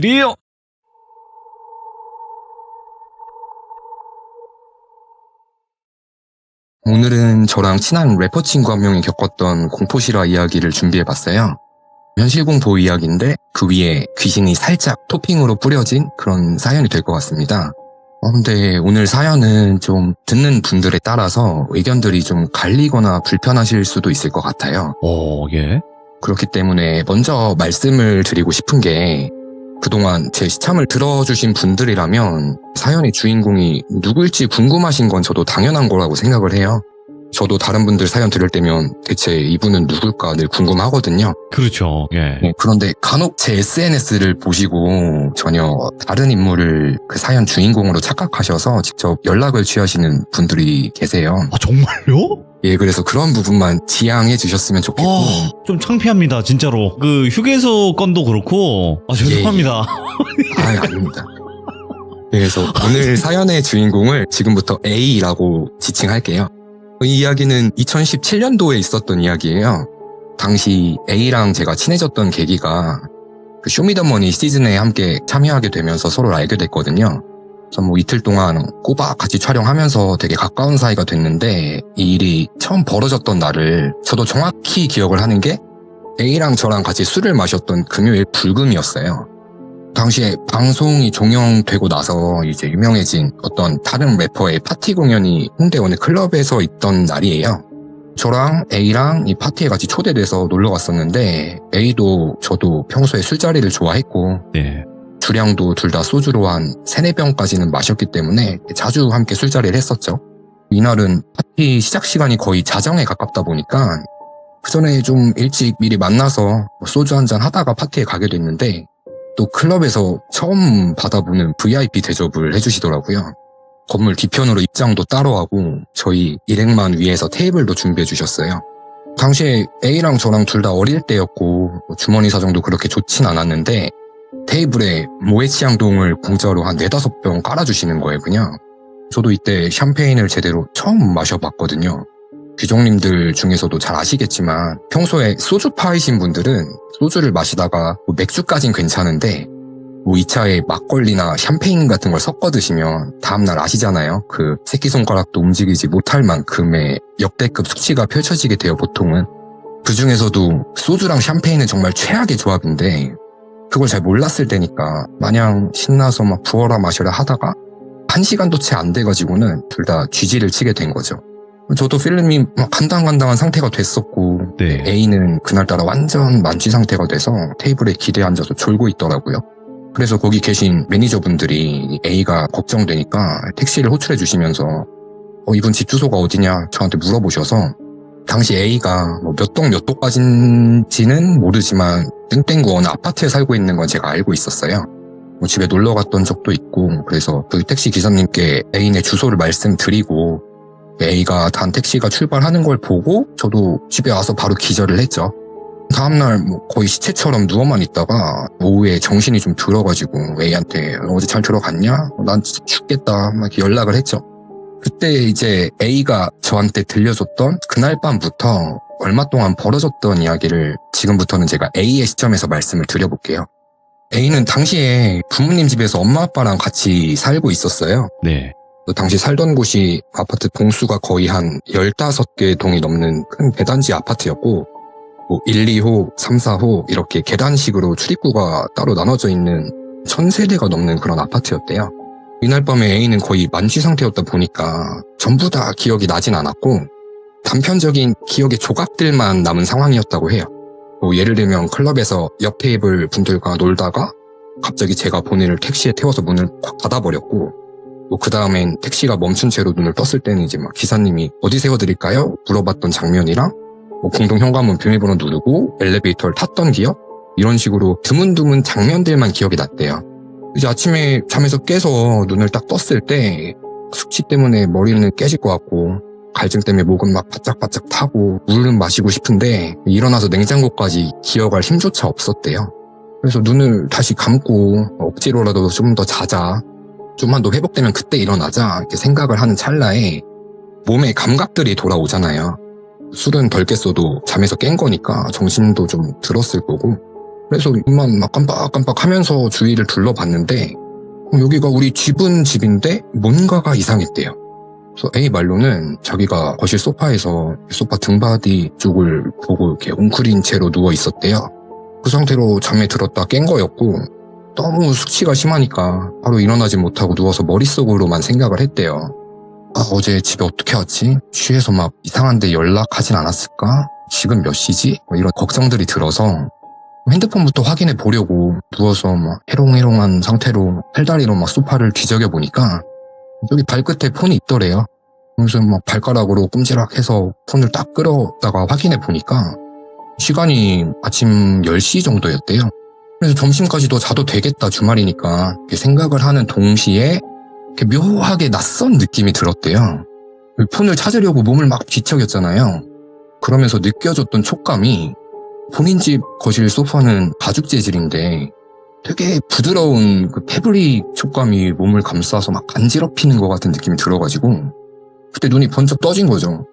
아이씨 뭐야 하고 보니까 본인이 실 한 오락이 안 걸친 상태로 소파에 누워있던 거예요. 이불도 안 덮고. 그러니까 드는 생각이 이때가 11월이었어요. A는 추위도 많이 타고 아무리 취했어도 살면서 알몸으로 잠을 잤던 적은 없는데 본인 방에 침대 놔두고 소파에서 잠을 잔 적도 없고 분명히 내가 알몸으로 거실에서 잠에 들었으면 강아지가 짖거나 엄마가 보시면 기겁하실 거 아니에요. 부모님들은 보통 아침 6시면 일어나서 거실로 나오셨을 텐데 뭔가 이상하니까 몸을 거실 쪽으로 반대 방향으로 쓱 돌려서 베란다 쪽을 보니까 아침 해가 집 안으로 들어오고 있었고 누운 채로 고개만 위로 딱 펴서 시선을 대각선의 냉장고 쪽을 향해 보니까 본인 집 냉장고 앞에 처음 보는 어떤 아줌마가 가만히 서서 본인을 빤히 쳐다보고 있었대요. 당시 A가 마주친 그 아줌마의 외관을 묘사해보자면 편의들 집에서 입는 그냥 펑퍼짐한 네이비색 긴팔 티에 네.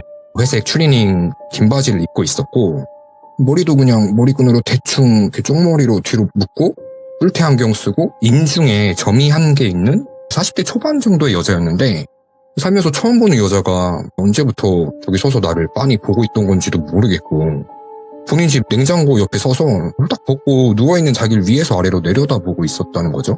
예. 순간 심장이 멎을 뻔해서 A가 그때 정신이 번쩍 든 거죠. 바로 비둘기 마냥 막 파다닥거리면서 소파에서 일어나가지고 이게 웃을 일은 아닌데 상상해보시면 모양새가 좀 그런 게 예. 지금 저 서 있는 여자는 옷을 입고 있고 본인만 나체 상태잖아요. 그래서 이제 아래에 중요 부위만 공손히 두 손으로 모아가지고 가리고 소파에 이렇게 쭈그려 앉아서 너무 황당한 상황이니까 자기도 모르게 욕이 나왔대요. 아이씨 누구냐고 빨리 나가라고 처음엔 귀신인 줄 알았대요. 예. 왜냐면 그 서 있던 여자분이 이 A가 중3 때 자기 학교 사회선생님이랑 너무 똑같이 생겨가지고 예. 왜냐면 10년 전 선생님이 그때 모습 그대로 자기 집 냉장고 앞에 서 있을 리는 없잖아요. 그렇죠. 그래서 귀신인가 했는데 아무리 봐도 분명 사람이었대요. 막 놀라서 화를 내니까 자기 말엔 대꾸도 안 하고 되게 인자한 미소를 지으면서 그냥 그 제자리에 서서 방긋 웃더래요.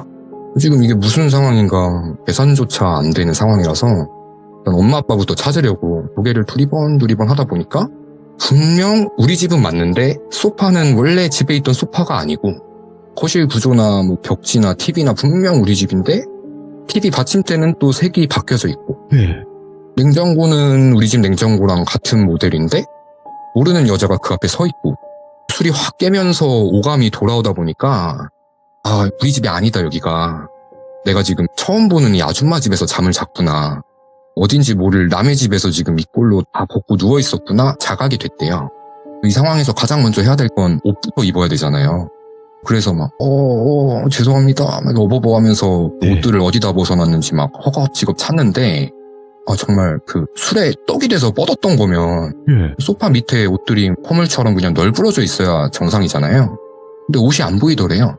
그래서 저기 혹시 제 옷들이 이렇게 물어보니까 그 여자분이 식당 가면 종업원 분들이 자리 안내해 주시는 것처럼 양손으로 식탁 쪽을 가리키더래요. 보니까 그분이 서 있던 냉장고 옆 식탁 위에 본인 옷들이 빨래를 갠 것처럼 이렇게 가지런히 접혀서 올려져 있었고 입고 있던 자켓은 그 식탁 의자에 걸려 있더래요.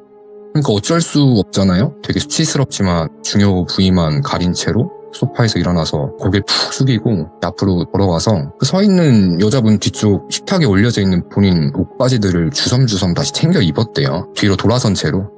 그 와중에 비참하기도 하면서 오만 가지 생각이 들었대요.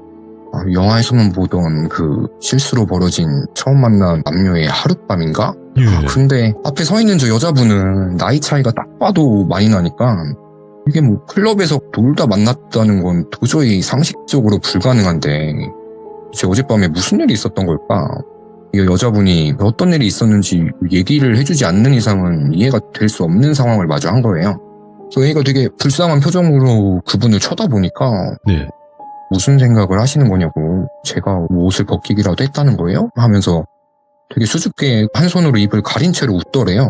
그래서 막 정말 죄송하다고 제가 어떻게 되게 들어온 건지는 모르겠지만 예. 아무래도 집으로 착각을 해서 실수를 한 것 같다. 정말 너무 죄송합니다 이렇게 이야기를 하니까 그분이 또 입가에 미소가 쓱 사라지시면서 갑자기 정색을 하면서 잠깐 거기 이제 앉아보세요 얘기 좀 하게 퉁명스럽게 말을 하더래요. 네. 그래서 A가 이번엔 옷을 다시 주워 입고 최대한 정중한 정자세로 소파 한쪽에 걸터 앉은 거죠. 제가 이상한 사람이 절대 아니고 부모님이랑 같이 땡땡 아파트에 사는데 택시에 내려서 집을 잘못 찾아 들어온 것 같다. 그러니까 어떻게든 해명부터 해야 되는 상황인 거예요. 왜냐면 비교적 최근이잖아요. 7년 전이면. 말씀드린 상황은 누가 봐도 A가 분명 지금 잘못을 한 상황이거든요. 요즘이면 사람들이 걱정할 만한 충분히 안 좋은 쪽으로 이어져도 이상하지 않을 그런 상황이었던 거고 A가 집을 착각을 했던 이 여자분이 그냥 문을 열어줬던 거라고 해도 어쨌든 간에 남의 집에 들어와서 잠을 잔 건 맞으니까 등에 식은땀이 나더래요.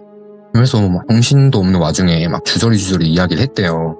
제가 여기 어디 아파트 몇 동 몇 호 사는 몇 살 누군데 어제 어디에 있다가 택시를 타고 내려서 집에 들어온 기억이 있는데 아무래도 층을 잘못 찾아온 것 같다. 정말 죄송합니다. 이렇게 이야기를 하면서 간절하게 그 서 있는 여자분을 올려다 봤대요. 왜냐면 갑자기 정색을 하고 계시니까 일이 좀 커지면 되게 곤란해질 것 같은 생각이 든 거죠. 그 여자분이 A가 하는 얘기 이렇게 가만히 듣더니 에휴 이렇게 한숨을 내쉬면서 아니 젊은 남자가 나 아니었으면 어떻게 하려고 그랬냐고 이 추운 겨울에 오늘 남편이 출장을 가서 집에 없었어서 망정이지 남편 집에 있었으면 이거 진짜 큰일 날 뻔했다. 어제 어떻게 들어온 건지 기억은 나요? 이렇게 좀 이야기를 나누면서 예. 살며시 다시 화가 풀리는 것처럼 친절하게 말을 했대요.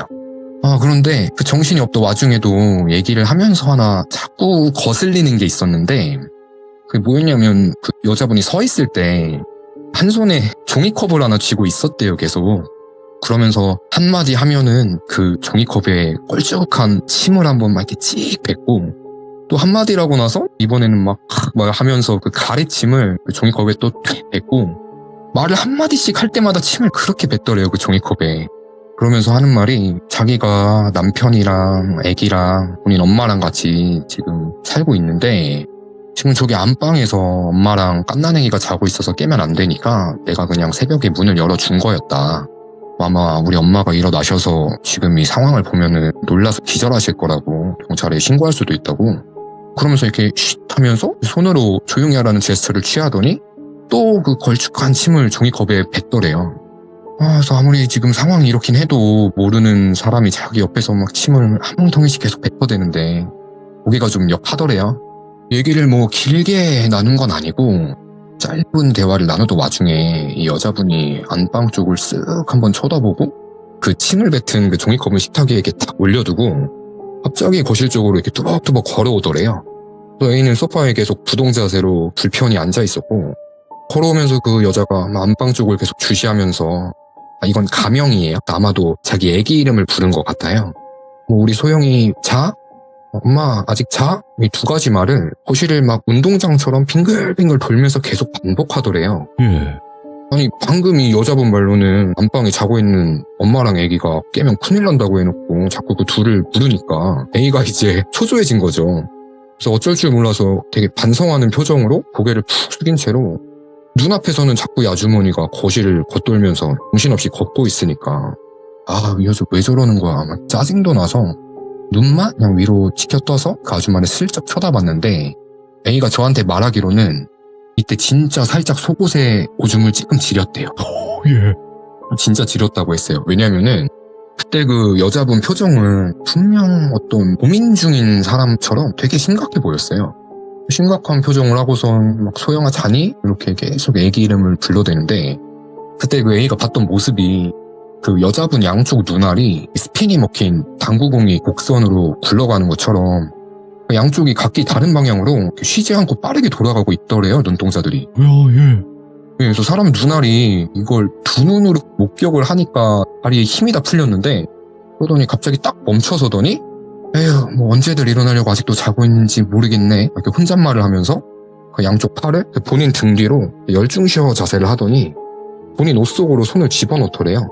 그러더니 그 여성분들 속옷 상의 있잖아요. 그걸 딱 풀어서 한 손에 움켜쥐고서는 고개만 왼쪽으로 까딱 하면서 A를 쳐다보면서 약간 기괴하게 자기를 비웃더래요. 손에 이렇게 속옷을 들고 본인을 보면서 웃는 걸 마주친 거죠. 이때는 정말 아무 생각도 안 들고 예. 여기서 도망쳐야겠다 그 생각밖에 안 들어서 죄송합니다 하고 그냥 자켓도 안 입고 손에 움켜쥐고 신발도 제대로 못 신고 주랭랑을 친 거예요. 현관문을 그냥 열어버리고 계단으로 막 두세 칸씩 뛰어서 도망쳐서 내려왔는데, 이때 A가 어떤 기분이 들었냐면 자긴 분명 어제 클럽에서 놀다가 아침에 눈을 떴을 뿐인데 갑자기 너무 비현실적인 상황을 맞이하니까 혹시 내가 죽은 건가? 죽어서 지금 어디 영적인 세계에 갇혀있나? 뭐 이런 허무맹랑한 생각까지 다 들었대요. 현실 감각이 없어진 거죠. 막 도망쳐서 그 건물에서 빠져나와가지고 주변을 360도 이렇게 둘러보니까 낯선 느낌이 들긴 해도 자기가 사는 그 아파트 단지가 맞았더래요. 예를 들어서 이 애인의 부모님 집이 일동이라고 하면 도망쳐 나온 곳은 뭐 저기 저 완전 반대편에 멀리 떨어진 10동 정반대편의 동이었던 거죠. 네. 그래서 방향 감각이 없다 보니까 택시가 아마 그쪽에 내려져서 무의식적으로 집인 줄 알고 그 집에 들어갔던 것 같아요. 우선은 놀란 가슴을 부여잡고 진짜 자기 집으로 돌아와서 부모님은 또 잔소리를 한바탕 하시죠. 어디서 뭐하다 아침에 들어왔냐고. 막 듣는 둥 마는 둥 이렇게 대답도 못하고 자기 방으로 들어간 거예요. 네. 생각 정리부터 하려고. 이걸 어떻게 해결하지? 하면서 옷을 갈아입으려고 만세를 하고 밑통을 쓱 벗는데 그 본인 온몸 전체에서 침 냄새가 진동을 하더래요. 예. 쇄골 쪽에 약간 멍자국 같은 것도 생겨있고 예. 이러니까 이 A는 이제 더 혼란스러워진 거죠. 예. 혹시 하는 그 불안감이 엄습해 올 수밖에 없잖아요. 예. 물론 본인이 침을 질질 흘리면서 온몸에 침을 흘리면서 잠글 수도 있겠지만 아까 그 여자 모습이 생각이 나니까 일단 너무 역해서 샤워부터 바로 했대요. 아이고, 괴다, 괴. 진짜. 샤워를 싹 다 하고 침대에 누우니까 앞에 벌어졌던 이 현실을 부정하고 싶기도 했고 극복이 안 되는 수치가 남아있었다 보니까 자기도 모르게 잠에 들었고 오후에 늦지막히 다시 일어나서 그때부터 주말 내내 그 벌어진 일의 기억들을 되짚어 보면서 이걸 어떻게 마무리를 해야 될까 고민에 휩싸인 거죠. 그런데 아무리 생각을 해봐도 하면 할수록 이상했던 게 이상한 게 너무 많았다는 거예요. 이건 온전히 A의 입장에서 본인이 했던 생각입니다. 첫째로 택시가 결제된 시간을 확인해보니까 새벽 한 2시쯤이었는데 우선 그 시간에 집에를 들어가려면 1층 공동 현관에서 우리 집 호수랑 비밀번호를 누르거나 아니면 이렇게 호출을 하면 집 안에서 문을 열어줘야 공동 현관에 들어갈 수가 있잖아요. 이 시간대면 사람들이 막 자주 들락거려서 막 문이 열린 김에 그냥 누구랑 같이 들어갈 수 있는 상황도 아니었을 거고 내가 대체 그 집에 어떻게 들어갔을까? 아직도 가장 큰 이 사연의 의문점이거든요. 그리고 매번 A가 뭐 술자리에 자주 하지만 이렇게 거하게 취해도 비밀번호를 누르고 들어가지 새벽에 부모님 다 주무시는데 갑자기 비번을 까먹어서 호출을 해서 깨웠던 적도 없었고 전혀. 그 라인마다 경비실도 다 따로 있었어서 만약에 앞에서 취객이 문을 못 열고 있으면 경비분들이 와서 도움을 주셨겠죠. 그리고 뭐 어찌저찌해서 공동 현관을 들어갔다고 해도 그 집 안에 들어가려면 도어락 비밀번호를 정확히 누르거나 문 앞에서 벨을 눌러서 그 새벽에 자는 사람을 다 깨워서 문을 열어줘야지만 집 안으로 들어갈 수가 있는 거잖아요. 예. 아무리 생각을 해봐도 그때 그 상황들이 이해가 되질 않더래요. 본인 입장에서는. 그리고 혹여나 이 여성분의 말대로라면 되게 상황이 소란스러웠을 텐데 같이 사는 애기나 그 어머니분이나 다 그때 일어나서 이게 뭔 일인가 하셨겠죠. 뒤에서 말씀드리겠지만 예를 들어서 애인의 집이 101동 101호라고 하면 이 여자 집은 110동 101호가 아니었어요. 그러니까 위아래 층도 아니고 아예 전혀 다른 라인의 다른 층수의 집이었고 아까 이분이 했던 이야기들이 낯선 남자가 집에 들어와서 잠을 자니까 무서워서 임기응변으로 했던 대처는 전혀 아닌 것 같다. 왜냐면 아침 10시까지 한 8시간을 본인을 가만히 서서 쳐다보고 있지만은 않았을 것 같다는 거죠. 애초에 모르는 사람이 들어오려고 하면은 바로 경찰에 신고부터 하거나 아니면 경비실 호출을 하는 게 보통의 사람들의 생각하는 대처법이잖아요. 이것도 너무 이상했고 생각이 꼬리에 꼬리를 물다 보니까 모든 게 의심스러워졌대요. 원래 애기들이 있는 집은 매트라든지 유모차 장난감 이런 애기용품들이 많으니까 예. 집이 깔끔하거나 심플하기가 힘들잖아요. 근데 그 집 구조를 다시 떠올려 보니까 거실이 너무 휑했단 거예요. 식탁 위에도 자기 옷 말고는 뭐 아무것도 없었고 식탁 위에 애기가 사는 집이라기에 뭐 애기 관련된 흔적은 아예 느껴지지가 않았대요. 그러다가 그 집에 두고 온 게 생각이 났대요. 전날 저랑 같이 파티에 초대받아서 놀러 갔었잖아요. 그러다 보니까 옷도 그날은 신경 써서 비싼 거 입고 큰맘 먹고 샀던 조금 고가의 시계랑 목걸이를 차고 있었는데 시계 목걸이 2개가 다 없어진 걸 인지한 거예요. 그날 밤에. 그게 생각이 난 거죠. 그 집에 두고 온 걸. 그래서 이게 그냥 똥 밟았다 생각하고 길에서 흘렸다 생각하고 넘기기에는 꽤나 상당한 금액이었어요. 그래서 그 집에 두고 온 게 분명한 것 같은데 이걸 어떻게 찾아야 될까. 아까는 막 호다닥 도망쳐 나왔는데 다시 연락이 닿아야만 찾을 수 있는 상황이잖아요. 그래서 막 머리를 쥐어 뜯으면서 생각해보니까 다시 그 집에 찾아가긴 가야겠는데 그 여자의 집이 몇 동이었는지는 몸이 집으로 다시 걸어왔으니까 기억을 해도 네. 문제는 몇 호 라인에 몇 층 집인지가 전혀 기억이 나질 않는 거죠. 도망쳐 나오다 보니까. 처음에는 관리사무소에 가서 이 상황 설명을 하고 그 CCTV를 봐서 내가 어느 집에 간 건지를 확인을 해볼까? 왜냐면 그게 제일 정확하고 빠른 해결책이니까. 근데 가만 생각해보니까 제가 다른 집에 들어가서 잠을 자다 도망쳐 나왔습니다. 거기가 어딘지를 좀 알고 싶습니다. 라고 얘기를 해버리면 이제 관리소에서는 당연히 무슨 일이 있었구나 싶어서 혹시 신고라도 들어가면 일이 좀 이상한 방향으로 흘러가서 내가 괜한 어떤 처벌을 받는 건 아닐까? 이런 두려움도 당연히 들었고 또 그 여자분도 이런 게 알려지는 걸 원치 않을 수도 있으니까 왜냐면 이게 호의를 베풀어줬던 걸 수도 있잖아요. 뭐 상황이 어찌됐든 그래서 어떻게 연락이 닿아야 이 상황을 좀 깔끔하게 수습할 수가 있을까 밤새 고민을 했대요. 그래서 A가 내린 결론이 그 여자분이 살고 있는 동으로 일단 가서 거기를 담당하시는 관리하시는 경비분께 대략적인 상황을 말씀을 드리고 제가 물건을 흘렸는데 어딘지 모르겠다. 여기 몇 동 몇 호 사는 사람인데 이틀 정도만 엘베랑 공동현관 입구에 인쇄물을 부착해도 되겠냐? 이렇게 음료수를 사들고 가서 양해를 구하고 그 아줌마가 사는 라인 입구가 4군데가 있었는데 그 네. 4곳 전부 다 혹시 본인이시면 뭐 연락을 부탁드린다 라고 이제 A가 자기 전화번호랑 같이 적어서 그 인쇄물을 그 동에만 부착을 했대요. 그랬더니 바로 효과가 나타난 게 이 일이 있고 나서 이틀이 지나서 월요일 아침에 전화랑 문자가 한 4통 정도가 왔대요. 이거 저희 집인 것 같은데요? 뭐 이런 연락이 무려 4집에서나 와서 되게 좀 창피하잖아요. 근데 창피함을 무릅쓰고 전화로 최대한 예의를 갖춰서 통화를 해보니까 어떻게 보면 이게 진짜 현실 공포인데 A4에 그 적은 내용이 당사자가 아닌 이상은 약간 그 야릇하게 보일 수도 있었을 거예요.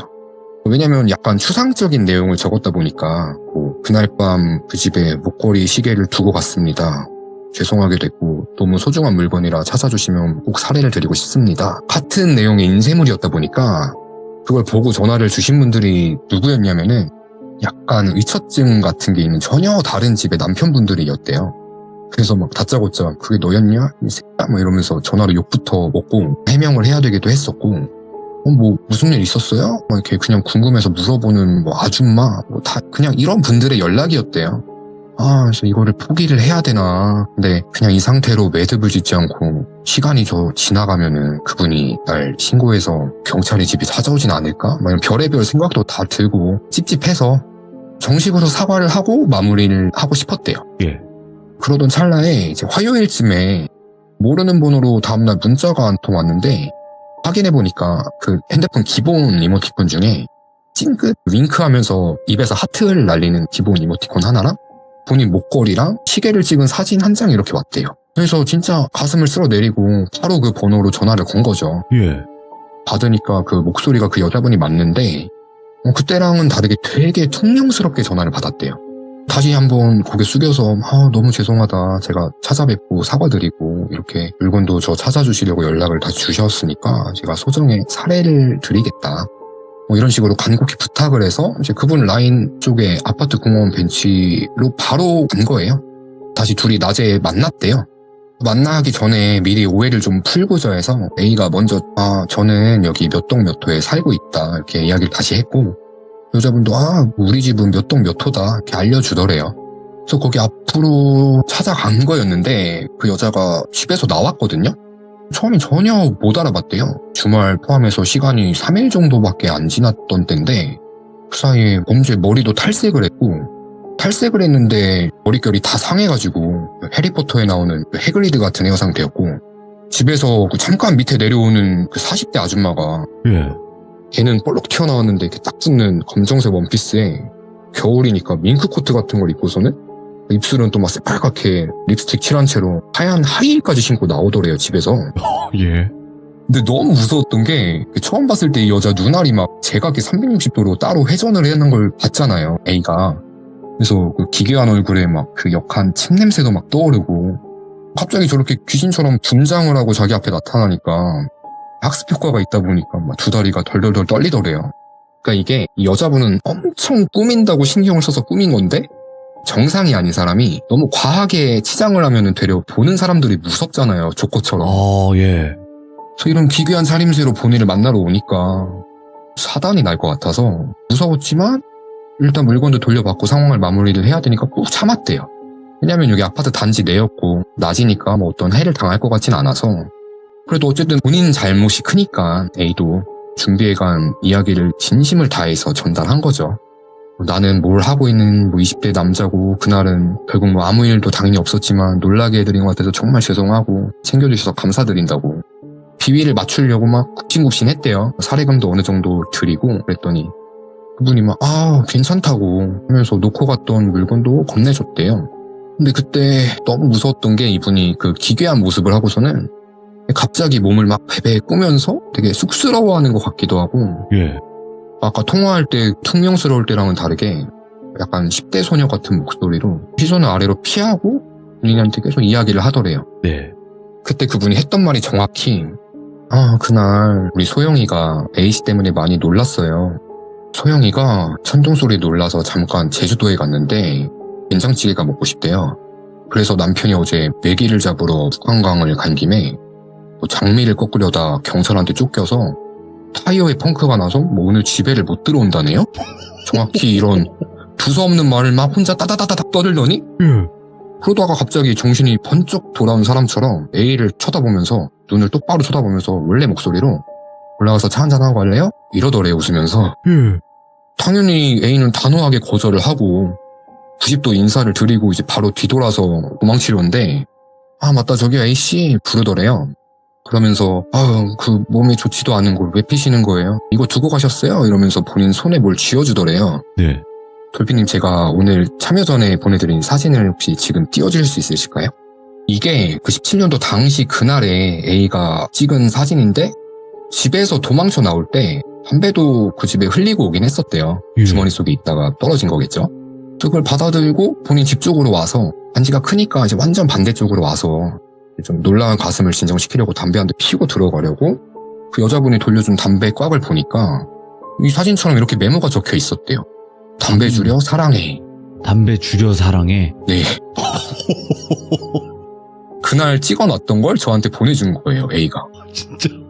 이야기는 여기서 좀 찝찝하게 끝이 나는데 와, 예. 이걸 마지막으로 이 일은 마무리가 되긴 했어요. 예. 그 이후에 뭐 아무 일도 없었고 뭐 1년 반 정도 여기 아파트에서 가족들과 계속 더 살았었는데 뭐 여자를 뭐 한 번도 마주치거나 하진 않았대요. 근데 이 당시에 어쨌든 그 정신이 좀 이상한 여자한테 사랑해 고백 공격을 받은 거잖아요. 고민을 하다가 부모님한테 다 말씀드릴 수는 없으니까 필터링을 좀 거쳐서 부모님께 말씀을 드렸대요. 이 상황에 대해서. 두루뭉술하게 이런 일이 있었다. 이 얘기를 하니까 이제 A 어머니 난리가 나는 거죠. 정신 나간 놈아 이러면서 막 엄청 욕도 먹고 혼도 나긴 했는데 네. 부모님께서 아무래도 마무리는 됐어도 후에 어떤 탈이 생길까봐 합법의 영역에서 네. 좀 찾아봤대요. 이 여자가 누군지를. 찾아봤더니 남편이 있어요. 혼인관계가 형성이 되어 있었고 그런데 자녀가 없어요. 모든 게 다. 그래서 망상인지 빙의 현상인지 이제 그 네. 집에 엄마랑 갓난아기가 같이 살고 있었다는 건 명백한 거짓말이었던 거죠. 그날 그 집에 이 여자 혼자만 있었던 거예요. 아마 이분이 좀 정신적으로 아프신 환자였을 수도 있겠지만 A 말로는 그 눈알이 서로 반대 방향으로 돌아가는 걸 직접 보면 그니까요. 그거는 병이 아니라 빙의가 아니면 설명이 안 된대요. 인간의 신체 구조로는 눈알이 그렇게 움직일 수가 없다고.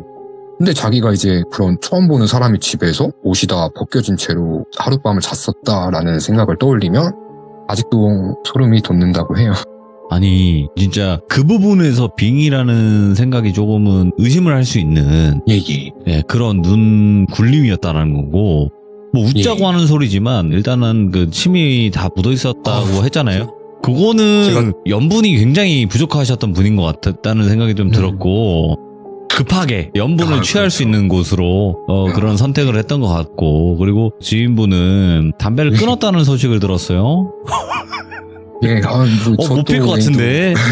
원래 담배 가게에 뭐 암을 유발합니다. 뭐 이렇게 피면 이렇게 됩니다라고 그림이 붙어 있잖아요. 요즘에는. 예, 맞죠. 그거보다 무서운 거예요. 이거는. 그래서 보자마자 끊을 것 같다는 생각이 들었거든요. A가 지금은 네. 전자담배로 종목을 이제 바꾸긴 했지만 지나친 음주와 흡연은 이렇게 위험합니다, 돌빈님. 네, 근데 진짜로. 아니. 예전에 그 뿌띠실도 그렇고 쓰리님의 이야기는 이런 말씀 드려서 정말 죄송한데 좀 더럽고 기분 나쁘고 좀 진짜 기분 나쁜 공포라고 해야 되나? 그런 느낌이 강력하네요. 저도 좀 이런 분야를 선호하진 않는데 주변에 이런 이야기들이 좀 자극적으로 많이 들려오더라고요. 이게 확률적으로만 좀 생각해봐도 이렇게 말이 아예 안 되는 일이긴 해요. 우연히 다른 사람 집에 갔는데 홀딱 벗어서 잠을 자고 하필 그 집주인이 이런 이상한 여자였고 사랑한다 하고 A가 물고기처럼 떡밥을 직접 가서 물어버린 건지 아니면 어떻게 들어가게 되는 건지 그러니까 미스테리입니다. 네, 그리고 이제 어차피 시청자분들도 죄송하지만 좀 더러운 얘기를 들었으면 귀를 좀 정화를 해야 되는 필요성이 있기 때문에 쓰리님은 또 마지막으로 마무리하면서 다시 한번 아까 못 들으신 분들을 위해서 오늘 나온 앨범 남궁허슬 쓰리님의 앨범 마지막으로 한 번만 다시 언급해 주시면 좋을 것 같습니다. 소중한 기회 감사합니다. 아니에요. 안녕하세요. 저희 그 귀중님들 거는 들어야 됩니다. 예. 한번 해보겠습니다. 네. 규정님들 안녕하세요. 오늘 제 사연 들어주셔서 감사드리고 오늘 저희 크루 슈퍼가일에서 디모카라는 래퍼와 함께 작업한 4곡짜리 Eat Pray Love라는 앨범이 발매되었습니다. 많이 들어주시고 오늘 업로드된 라이브 클립 영상도 유튜브 제 채널 통해서 많이 봐주시고 사랑해주시면 감사하겠습니다. 또 찾아뵙겠습니다. 첫 번째로 댓글은 못 달았지만 한 3-4번째로 댓글은 달았어요, 저도.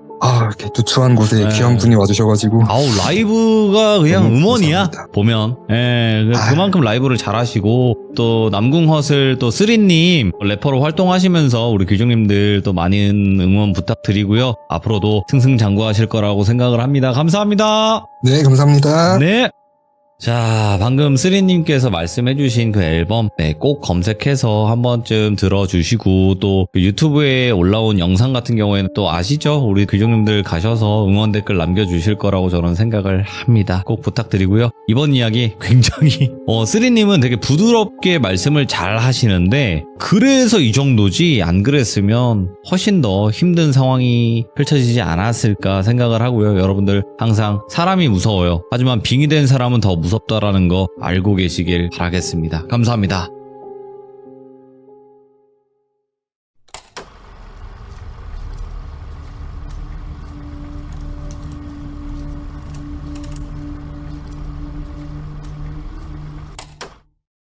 자, 이번 이야기는 쓰리님께서 정말 오랜만에 찾아오셨습니다. 이야기 바로 만나보도록 하겠습니다. 안녕하세요, 돌비님. 아이고, 쓰리님 오랜만입니다. 예, 오랜만에 또 찾아뵙습니다. 네, 항상 이렇게 좀 잊을만 하면 오시고, 잊을만 하면 오셔서 더욱더 그리운 남자죠. 보고 싶었습니다. 저희 또 시청자분들도 많이 또 보고 싶어 하셨습니다.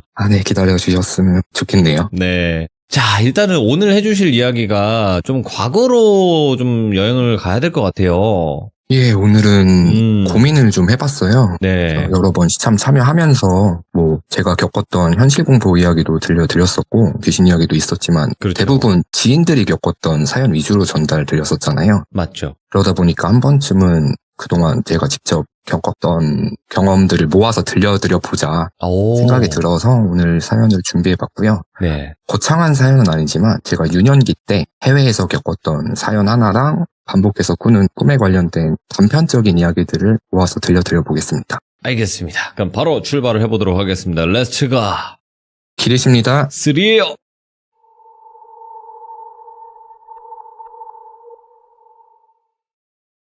첫 번째 들려드릴 이야기의 시기는 한일 월드컵이 열리기 전쯤이었어요. 예. 제가 초등학생 시절 때 일인데 당시 제가 캐나다에 있었을 때 2달 정도 홈스테이를 하면서 지내게 됐었거든요. 이 당시 저는 초등학생이었고 해외에 처음 막 나갔던 때라 그 나라의 문화나 영어로 소통하는 데 있어서 전부 서툴렀다 보니까 그 나라 현지인의 집에서 머물고 학교도 다니면서 홈스테이를 하게 됐던 거죠. 여기 집주인과 함께 지내는 동안 벌어졌던 이야기예요. 당시에도 캐나다에는 이민자들이 많았었지만 시기가 한 20년도 더 지난 아주 과거임을 감안하고 보통의 캐나다의 가정집을 상상해 보시면 중산층의 백인 부부나 흑인 부부들의 화목한 가정이 먼저 떠오르잖아요. 그런데 제가 홈스테이를 했던 집주인분은 당시로서는 조금 특이했어요.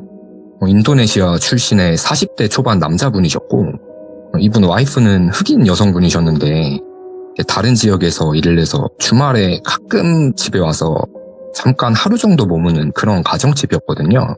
그래서 제가 이 와이프분은 2달 정도 머무르면서 겨우 한 2번 정도 잠깐 봤던 기억밖에 없어요. 그래서 이 집주인 남자분을 지금부터 테디라고 부를게요. 제가 이 홈스테이를 끝마치고 몇 년 후에 이 테디랑 도플갱어인 사람을 영화에서 보고 왜 테디가 한국 영화에 나오지? 정말 너무 놀라서 신기했던 기억이 나는데 이분이 누구랑 정말 똑같이 생겼냐면 말죽거리 잔혹사에 나오는 버거형 아시나요? 그 버거형님이랑 정말 판박이처럼 똑같이 생기셨거든요. 전 그래서 지금도 버거형님이 어디 출연하시면은 테디 생각이 계속 나요. 잘 살고 계신지. 예. 아무튼 이런 외모의 인도네시아 출신 캐나다 분이셨고 당시에는 몰랐는데 지나고 생각해보면 그 집이 조금 특이했던 게 몇 가지가 있었어요. 우선 집이 대저택까지는 아닌데 홈스테이라는 일반 가정집 치고는 엄청 크고 넓은 2층 주택이었고 벽 타일들도 전부 다 대리석이었어요. 방이 4개 정도 있었는데 당시 펜티엄 최신 모델 컴퓨터가 방마다 다 있었고 TV도 영화관처럼 대형 TV에다가 당시 한국에는 플레이스테이션 2가 발매하기 전이었을 텐데 예. 이 집에는 그 게임기도 있는 거예요. 저한테는 여기가 천국인 거죠. 그러다 보니까 다른 건 눈에 잘 안 들어왔어서 당시엔 잘 못 느꼈지만 특이했던 거는 24시간 항상 집 곳곳에 촛불을 켜놨었어요. 양키 캔들 이런 게 아니라 그냥 굵은 양초에 불을 다 붙여놨었고 약간 어디 사원에서 맡아볼 법한 향냄새가 집에 가득했거든요. 혹시 오해하실까봐 이게 대마초 이런 뿔냄새가 아니라 요즘으로 치면 인텐스틱 같은 향 비슷한데 제사 때 피우는 향이랑은 약간 다른 생소한 향이었고 키우던 포메라니안 강아지가 한 마리 있었는데 강아지 눈이 오드아이라고 하죠. 그 눈 색깔이 각기 다른 강아지도 키웠고 믿으실지 모르겠는데 진짜 곰 한 마리를 통째로 박제해 놓은 걸 본인 안방 바닥에 깔아놨어요. 그래서 안방 들어가려면 항상 저보다 큰 그 곰이랑 눈을 마주쳐야 됐거든요. 예. 그리고 낮 시간대에는 집에 매번 새로운 처음 보는 손님들이 자주 들락날락 했었고 손님들이랑 이야기하는 방도 따로 있었어요. 저는 물론 낮엔 학교를 갔다가 오후에야 집에 오니까 테디가 어떤 일을 하는지 잘 몰랐지만 가만히 보면 출근도 안 하고 일을 하는 모습을 본 적이 없거든요. 예. 그런데 엄청 부자인 거예요. 금목걸이에 반지에 벨트에 시계에 막 다 전부 완전 고가의 명품이고 그 2000년 초 당시에 차도 렉서스 SUV를 탔었고 약간 어린 마음에 인도네시아에서 온 재벌이지 않을까 이런 생각을 했었죠. 네. 그런데 생각해보면 홈스테이를 진행하는 가정집은 물론 좋은 의도로 정착에 도움을 주는 감사한 분들이기도 하지만은 사실 결국에는 경제적인 수입을 위한 활동이 될 텐데 테디는 돈도 많은데 왜 그런 단기 홈스테이를 하는 걸까? 당연히 궁금하잖아요. 제가 머물기 이전에도 이분은 몇 년 동안 계속 그 외국인 학생들의 단기 홈스테이를 진행해 왔었고 저도 검증된 업체를 통해서 테디네 집을 배정받아서 다른 친구 한 명이랑 같이 둘이 여기서 지내게 됐던 거고요. 그래서 테디랑 좀 친해지고 나서 물어봤었죠. 나 여기 계속 살고 싶다. 여기서 지내는 게 너무 좋다. 그런데 테디는 왜 부자인데 이런 홈스테이를 하는 거냐 물어보니까 저한테 해준 말이 나는 태어났을 때부터 아기를 낳을 수가 없이 태어났다. 내 자식은 없지만 아이들을 워낙 좋아해서 이렇게 홈스테이를 하는 거다 하길래 네. 그럴 수 있잖아요. 뭐 불임 가정도 많으니까. 그리고 또 특이했던 건 밤에는 항상 본인 방문을 걸어 잠그고 잠을 자더라고요. 왜 그러는지 궁금해서 어릴 때다 보니까 호기심이 많잖아요. 또 같이 사는 친구랑 매번 밤에 몰래 일어나서 테디가 방문을 잠그고 뭘 하나 숨죽이고 귀도 방문에 갖다 대보고 이렇게 나름 재밌게 생활했었거든요. 그런데 밤 시간에 집에 누가 오지도 않았고 와이프도 다른 지역에 살았잖아요. 분명 테디 혼자인데 방 안에서 막 중얼중얼 누구랑 계속 이야기를 나누는 소리가 자주 들리는 거예요, 밤마다. 네. 매번 전화통화를 하고 있던 걸 수도 있겠지만 와이프랑 통화를 하는 거면 당연히 영어로 얘기를 할 텐데 지금 생각하면 약간 아랍어 비슷한 말이었거든요. 처음 듣는 그부르막 같은 주문 같은 걸 외우는 소리처럼 들렸어요. 당시에는 이게 무섭다기보다는 뭐라는 걸까? 너무 궁금했는데 물어보긴 좀 그렇잖아요. 어른한테 아침에 밤마다 뭐 하는 거냐고 물어보기도 좀 그렇고 그리고 여기 집에서의 생활도 재밌었지만은 당연히 학교에서의 생활이 훨씬 더 즐거웠기 때문에 이 테디에 대한 궁금증들은 그냥 궁금증으로 넘기고 말았거든요. 그렇게 2달 정도 같이 지내면서 기억나는 무서웠던 사연 중에 한 번은 저녁에 같이 장을 보러 월마트 같은 대형 마트에를 갔었던 걸로 기억을 해요. 이 시기에 해외에 계셨던 분들은 아실 텐데 당시 마트에 롤러브레이드를 타고 돌아다니면서 매장 관리를 하는 롤러보이 같은 직원이 있었거든요. 그래서 이때가 어릴 때잖아요. 젤리를 제가 너무 좋아했어서 젤리를 비닐봉지에 사고 싶은 만큼 담아서 구매하는 그런 코너에 있었는데 그러면 안 됐지만 계산 전에 젤리를 몇 개 집어 먹었어요. 그걸 롤러보이가 본 거죠. 그걸 보고 잽싸게 저한테 달려와서 막 엄청 크게 혼을 내더라고요. 당연히 제가 잘못한 거니까 테디가 저 대신에 그 직원한테 얘 캐나다 온 지 얼마 안 돼서 모르고 그런 거다. 내가 미안하다. 이런 식으로 되게 정중하게 양해를 구하고 사과를 하면서 좋게 이야기를 했어요. 잘못했다고. 그래도 그 직원은 조금 과하다 싶을 정도로 계속 화를 많이 냈었어요. 당시엔 제가 영어를 완벽히 이해하지 못할 때니까